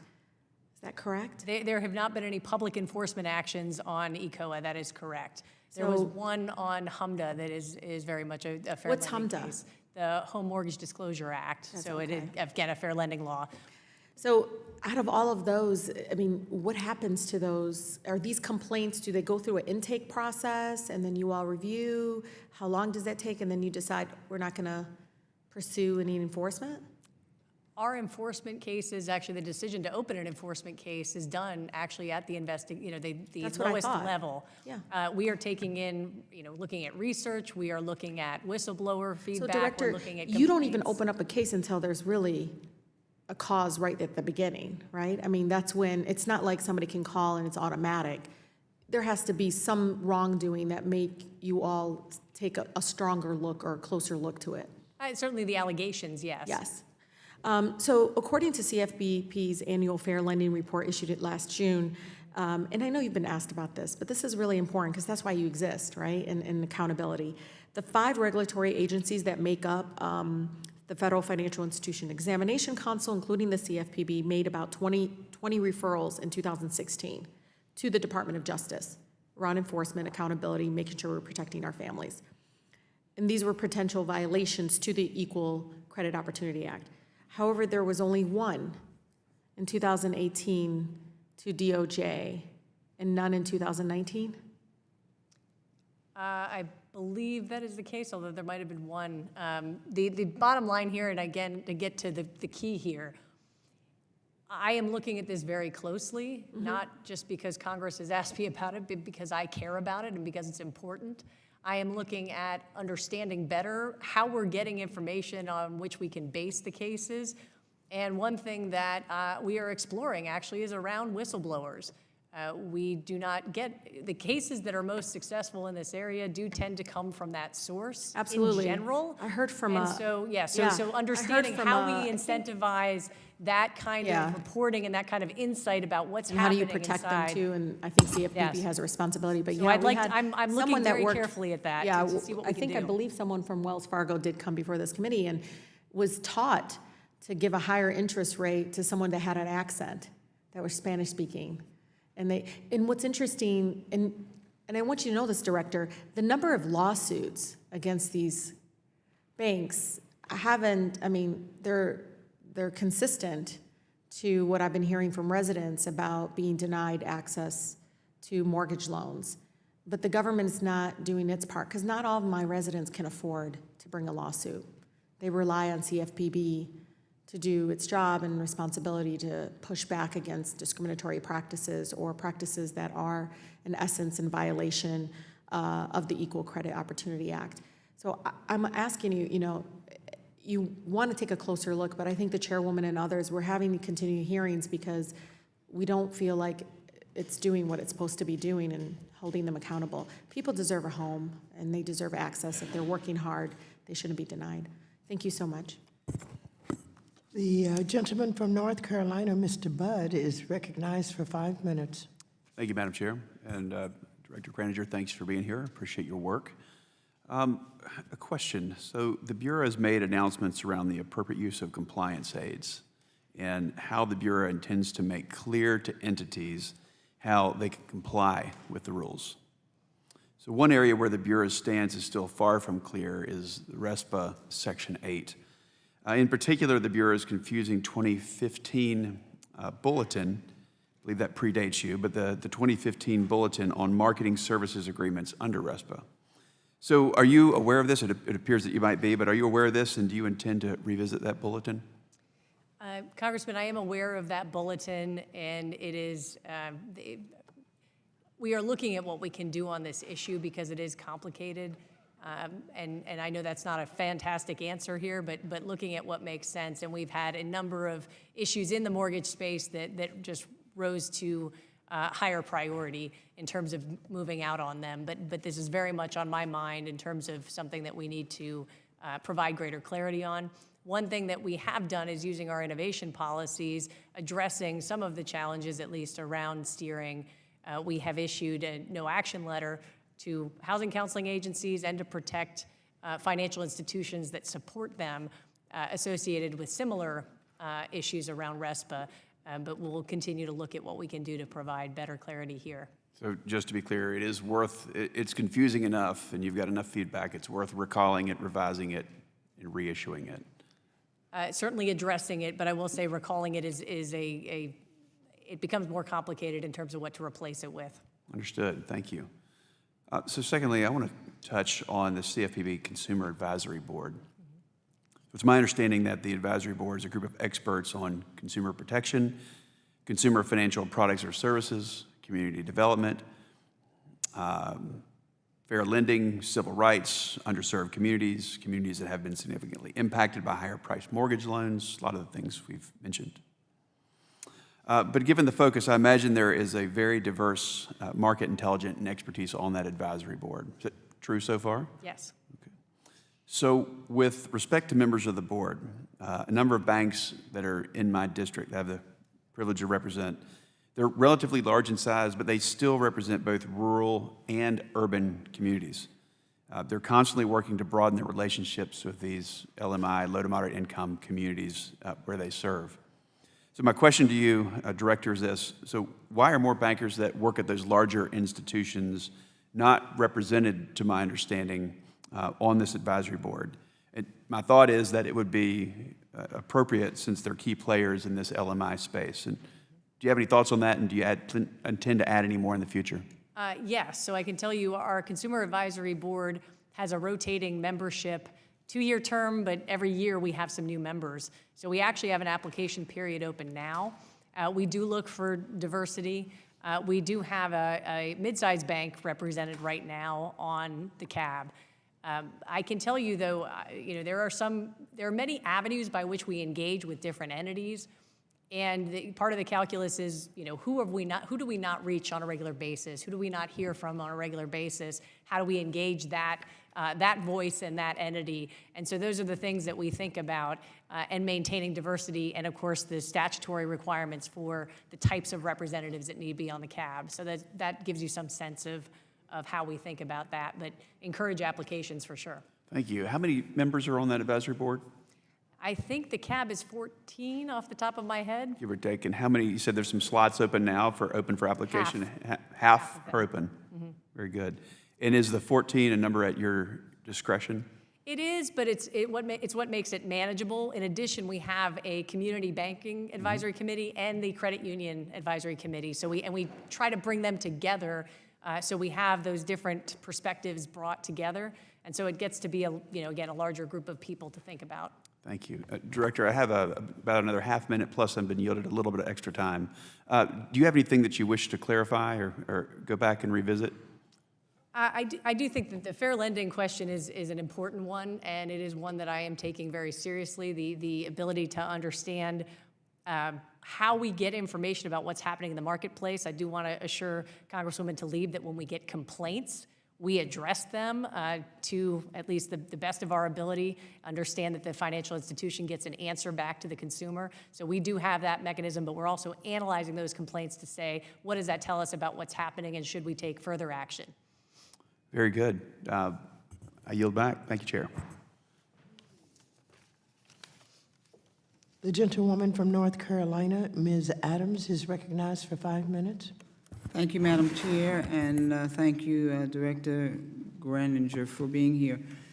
In 2017, your predecessor, Mr. Mulvaney, decided that the CFPB would no longer write rules to govern the practices of the large private sector financial service companies that service student loans for 45 million Americans, even though the Bureau has the authority to do so. I recently authored legislation, the Student Borrower Protection Act, to set these standards as part of the Truth in Lending Act and require CFPB to finally take action to halt abuses by these companies. The legislation is important and borrowers deserve these protections, but CFPB doesn't need to wait for Congress, and our work doesn't excuse your failure to use your existing authority to protect student loan borrowers.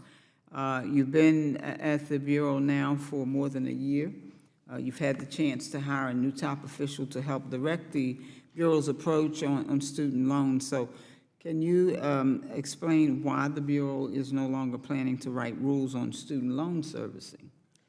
So we have a rule on the larger participants and supervising them in the student servicer space. We are working with the Department of Education on how best to do that together. So they're going to oversee their contract terms, and we will oversee federal consumer financial law. We are engaged in enforcement actions. I can assure you of that, so we are not absent. And we are also engaged in education of consumers to try to improve their understanding and ability to operate in this space as well. So I can tell you one more thing, because I know I don't want to take your time, Congresswoman, but we are sending detailees over to Ed so we can design that supervisory program together, and I am excited about that development to really make this clear in this space. So I would appreciate that response. I would certainly encourage you to use the authority that you have, and would certainly offer to work with you on the legislation that I mentioned to get protection for these borrowers. It's really important to so many students across the country. Last fall, I asked Director Calabria about concerning changes the GSEs made to their affordable lending programs, Fannie Mae's Home Ready and Freddie Mac's Home Possible. Previously, these programs had income limits of 100% of the area median income for the property's location, but now the income limits are 80% of AMI. Many borrowers are precluded from using these programs to sensibly buy homes with conventional loan down payments and are ineligible for the LLPA waiver and reduced mortgage insurance premiums. So are you concerned that a pricing-based QM definition and the changes to the GSE's affordable programs could shift significant volume to the FHA and lock many borrowers out of the conventional market? I can tell you I am concerned about the current ability to repay qualified mortgage rulemaking and precisely the outcome you're talking about. The patch for the GSEs, of course, expires in January, and what that would lead to is a 43% debt-to-income ratio hardline requirement, which we know is going to be a challenge for that population. At the same time, balancing that against what was clearly in the Dodd-Frank Act around ability to repay, verifying income, considering debt-to-income ratio, and kind of what the best way to go about this is. That is why I said I would propose a pricing threshold as an alternative, but we're going to take comment on that.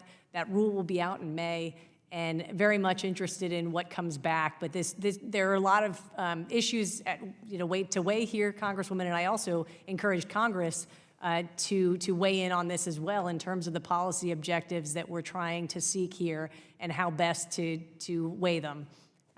I will move forward with rulemaking, but in the meantime, if Congress sought to act, that would be welcome. So do you agree that it is arbitrary for borrowers to be directed into specific loan programs based simply off of regulatory arbitrage or different QM standards?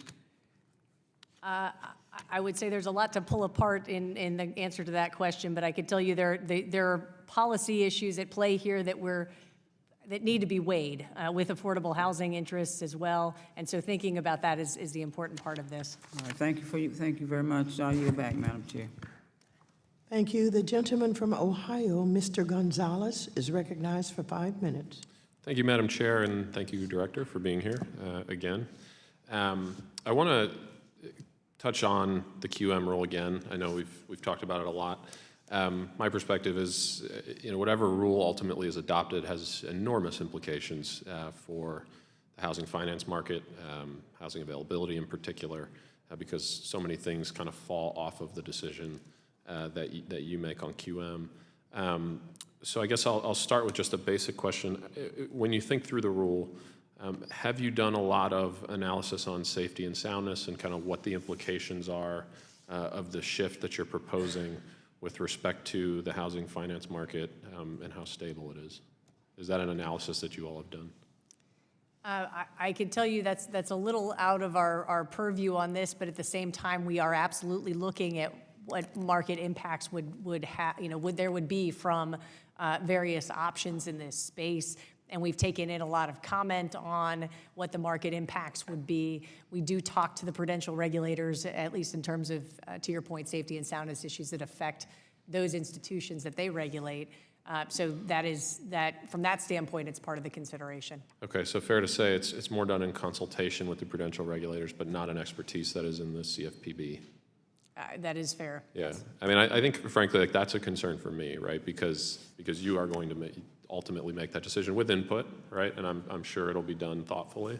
But again, those implications are pretty substantial. And so to not have that expertise in-house actively thinking through those implications, I think is something we, frankly, as a committee should be thinking about. Secondly, next question, what analysis, if any, have you done with respect to what the proposed rule shift will mean for low and moderate income borrowers and the availability of credit? Yes, so that is the heart of the matter, and I will say that there's been a lot of discussion around congressional intent, frankly, with respect to Title 14 in the Dodd-Frank Act and what ability to repay would mean or could mean with respect to that. And so that's also my concern around just allowing qualified mortgages to revert to 43% debt-to-income ratio, too, particularly around the Appendix Q requirements today as to how you calculate that. Got it. So that's, a lot of things to unpack in this space, but we are certainly looking at that. But, the law is first and foremost, and remaining true to those requirements in Title 14 is where we're starting. Thank you. And then now I want to shift to alternative data with respect to AI, machine learning, and again, extending credit to folks who currently have a lot of difficulty accessing the credit markets. As you think through that issue, the alternative data, machine learning issue, what expertise currently exists inside the CFPB on machine learning technology specifically? Do you have experts on machine learning on staff? How are you going about analyzing these? I would posit, and I personally have spent a decent amount of time on this issue in my federal career. I would posit there aren't many experts in the U.S. government on machine learning and how it works. But I would say that we do have a number of people that at least understand it. Yep. And we are looking at, again, the implications or what other capabilities we should grow to even get a deeper understanding. Okay. So would you kind of judge the capacity at CFPB to be adequate in this regard? It's not a gotcha question. I'm sincerely wondering. No, I would say, it's always something we got to keep an eye on. I do have some folks in our T&I area, the CIOs area, that have a decent understanding of it. Okay, great. Because I think certainly as the economy evolves and these become a bigger part of lending decisions, I think it's incumbent upon all of us to make sure that we have that expertise in government, or at least have access to it. It doesn't necessarily have to be in-house, right?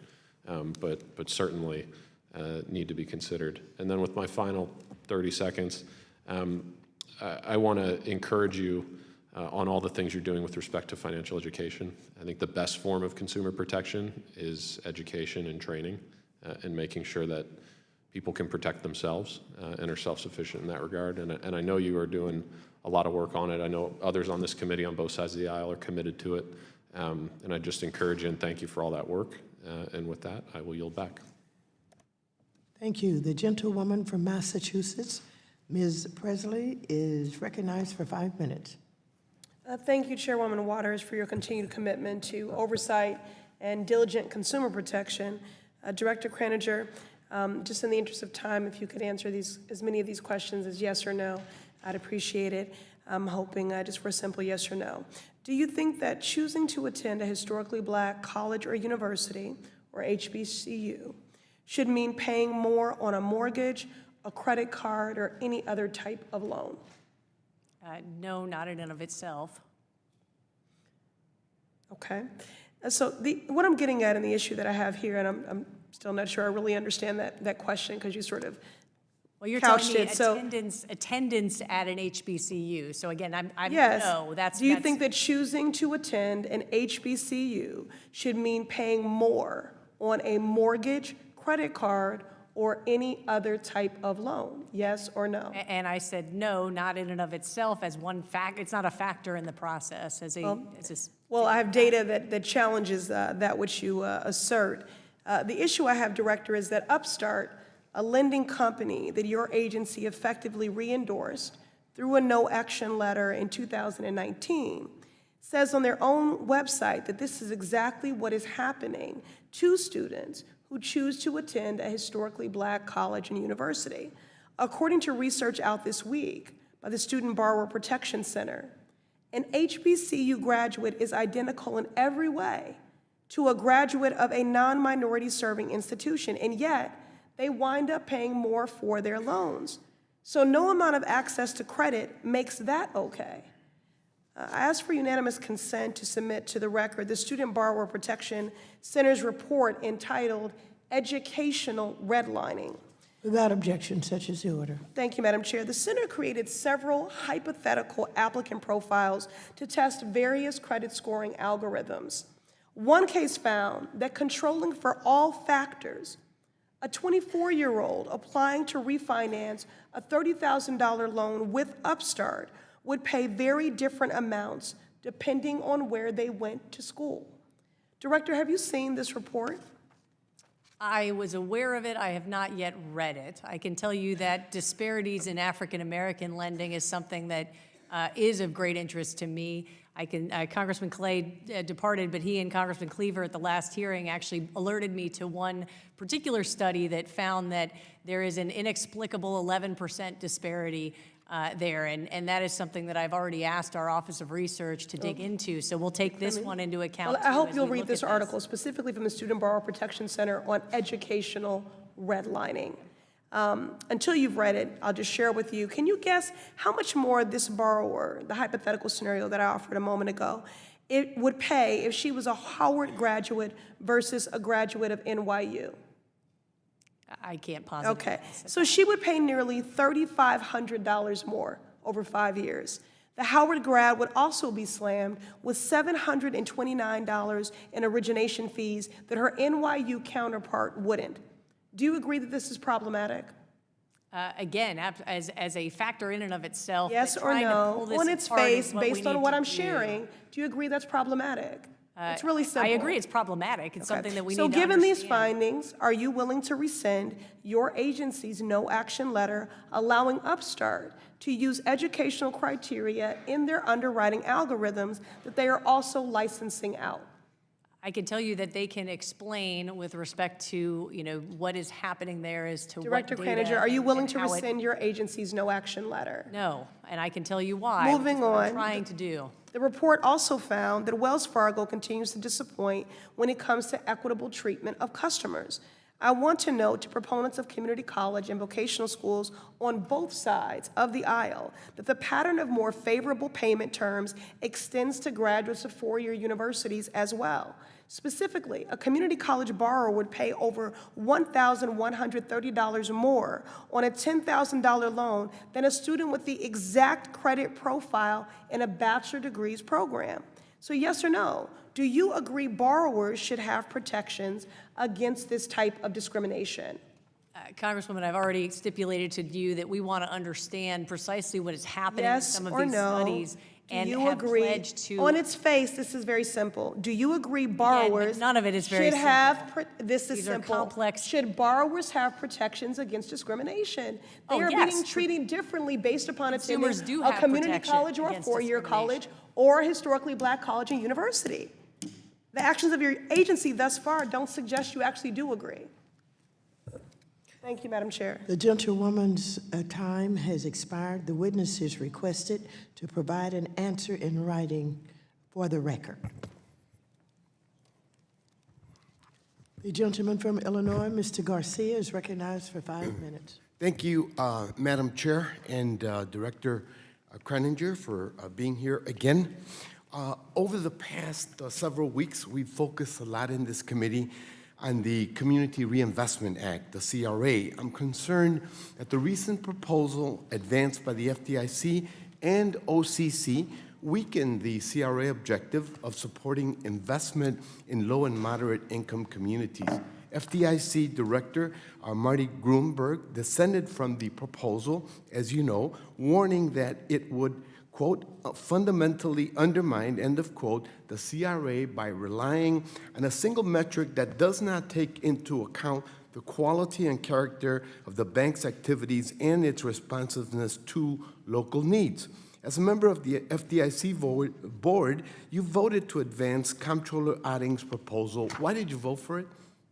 I can tell you, Congressman, that precisely the opposite is the intent. The intent is to drive greater transparency and clarity over those investments and to drive greater investments, including with hard metrics. But it is a proposal, and so I voted to have a proposal published for comment, and we welcome those comments. Well, I am disappointed, I must tell you, because Chicago is the birthplace of the CRA, and I've worked on community reinvestment for years as an urban planner. As a matter of fact, I knew Gail Sincata, who was a champion of the CRA.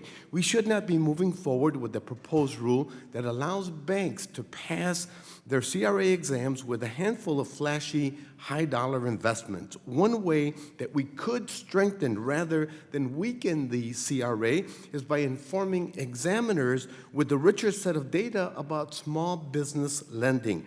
On that subject, I asked you a question last year about the CFPB's implementation of Section 1071 of Dodd-Frank, which requires financial institutions to compile and report information to the CFPB about credit applications made by women-owned, minority-owned, and small businesses. You told me then that you were committed to implementation of that section following a symposium series on that topic. Can you please provide me with an update? Yes, Congressman, we had the symposium. We covered a lot of the very challenging issues and how to implement this effectively. And we are currently pulling together the proposal for small business impact, and that's the SBREFA process. We have said that we would issue something by the fall that will launch that SBREFA process, which is the next required step towards rulemaking. So September? Yeah, fall, yes. Would you commit to developing a rulemaking on Section 1071 that adheres to the intent of the Dodd-Frank Act? Yes, Congressman. Is that your, okay, I appreciate that the Consumer Bureau released some data in January showing some general trends about small business data since the Great Recession. But that is not what the law mandated. When will Section 1071 be implemented per the law? And I like the report, but that's not what the law requires. So in September or so, we will see that? You will see the first proposal. In the fall, yes. So when you were before this committee last year, I also asked you about the problems of student debt, an enormous constraint that is affecting our entire economy. The student debt crisis affects young people all over this country. It disproportionately affects people in working class communities and of color, like the ones that I represent. We can't address issues like this if we don't have good, reliable data to inform us about the problem. Last March, I asked you if you intended to reinstate the MOUs that Director Cordery established with the Department of Education, and you said you would. So I was initially pleased to learn that a new MOU between the board and the Department of Education was recently announced. However, when I looked into the details, I was disappointed to find that the new agreement is limited. So what can we expect? The new agreement does address complaints, information sharing, and frankly is even more robust than the last one in terms of our ability to support programmatic changes and considerations by the Department of Education. The second MOU with respect to how we're going to supervise or oversee the larger participants in the federal student loan space, that MOU is not yet concluded. But we have an agreement with Ed. We're going to send some detailees over, and we're going to design a program to work on together. Will it approximate the Cordery MOU? I believe it's going to be better because we're going to go into these institutions together. Thank you so much. Thank you, Madam Chair. I yield back. Thank you. The gentlewoman from Virginia, Mrs. Wexton, is recognized for 5 minutes. Thank you, Madam Chair, and thank you, Director Kraninger, for joining us again. It's great to see you, as always. I do want to talk a little bit more about these MOUs with the Department of Education, and I want to go back to kind of just clarify the timeline of everything. Because between, I guess, January of 2014 and August of 2017, CFPB and Department of Education were working under these two memoranda of understanding. Is that correct? I don't know precisely when they were signed, but I stipulate you have a date in front of you, so I'll say yes. That sounds about right, right? Okay, yes. Good. So there were two of them. One of them was the sharing MOU, and the other was the supervisory and oversight MOU, correct? Yes. But then those were terminated on or about August 31st, 2017, correct? Yes. Okay, now that predates your time at the CFPB, right? Yes. Okay. So in the Department of Education, in its letter, said that the CFPB is using the department's data to expand its jurisdiction into areas that Congress never envisioned. Do you agree that they were doing that? I'm not going to talk about what the secretary thought or didn't think. No, I'm sorry. I was asking if you agreed that the CFPB was expanding into areas that it shouldn't have. One thing that hasn't come out clearly is that the Dodd-Frank Act very specifically talks about the CFPB's role in private education loans. Now, the CFPB has the ability to expand supervision by rulemaking, so we expanded into larger participants in the Dodd-Frank federal also requires the Bureau, Title 10, to implement and, where applicable, enforce federal consumer law, does it not? Yes, but we're talking specifically about supervision and the ability to examine entities, which does have a lot of different requirements in the Act. So we did issue a rulemaking, and we have the authority to examine larger participants in the federal student loan space. And that's precisely the issue around which So you have the authority to examine them. Do you have the authority to open supervisory events? That is the same thing, Okay, yes. just checking. Yes, fair. So, okay, very good. Now, in their 2017 letter terminating the agreement, the Department of Education made it pretty clear that they took exception to the CFPB unilaterally expanding its oversight role to include the department's contracted federal student loan servicers. The department has full oversight responsibility for federal student loans. Do you agree that that is still the case? Well, they have their own authorities. We do have the authority and responsibility, which is precisely the one that we are finalizing an agreement around to supervise the larger participants in the federal student loan space. And I know that is the heart of the concern that is in that letter But from we are 20 working through how we can do that together. From October 2017 to now, you have not had that kind of clarity, right? We continue to enforce in this space. We continue to engage in education. We continue to deal with complaints in this space. But yes, there was a lack of clarity around the supervisory responsibilities that we have now since clarified. But if you have and no we are jointly no memorandum of understanding that sets forth the supervisory obligations between yourselves and Department of Education, how could you enforce under that scheme?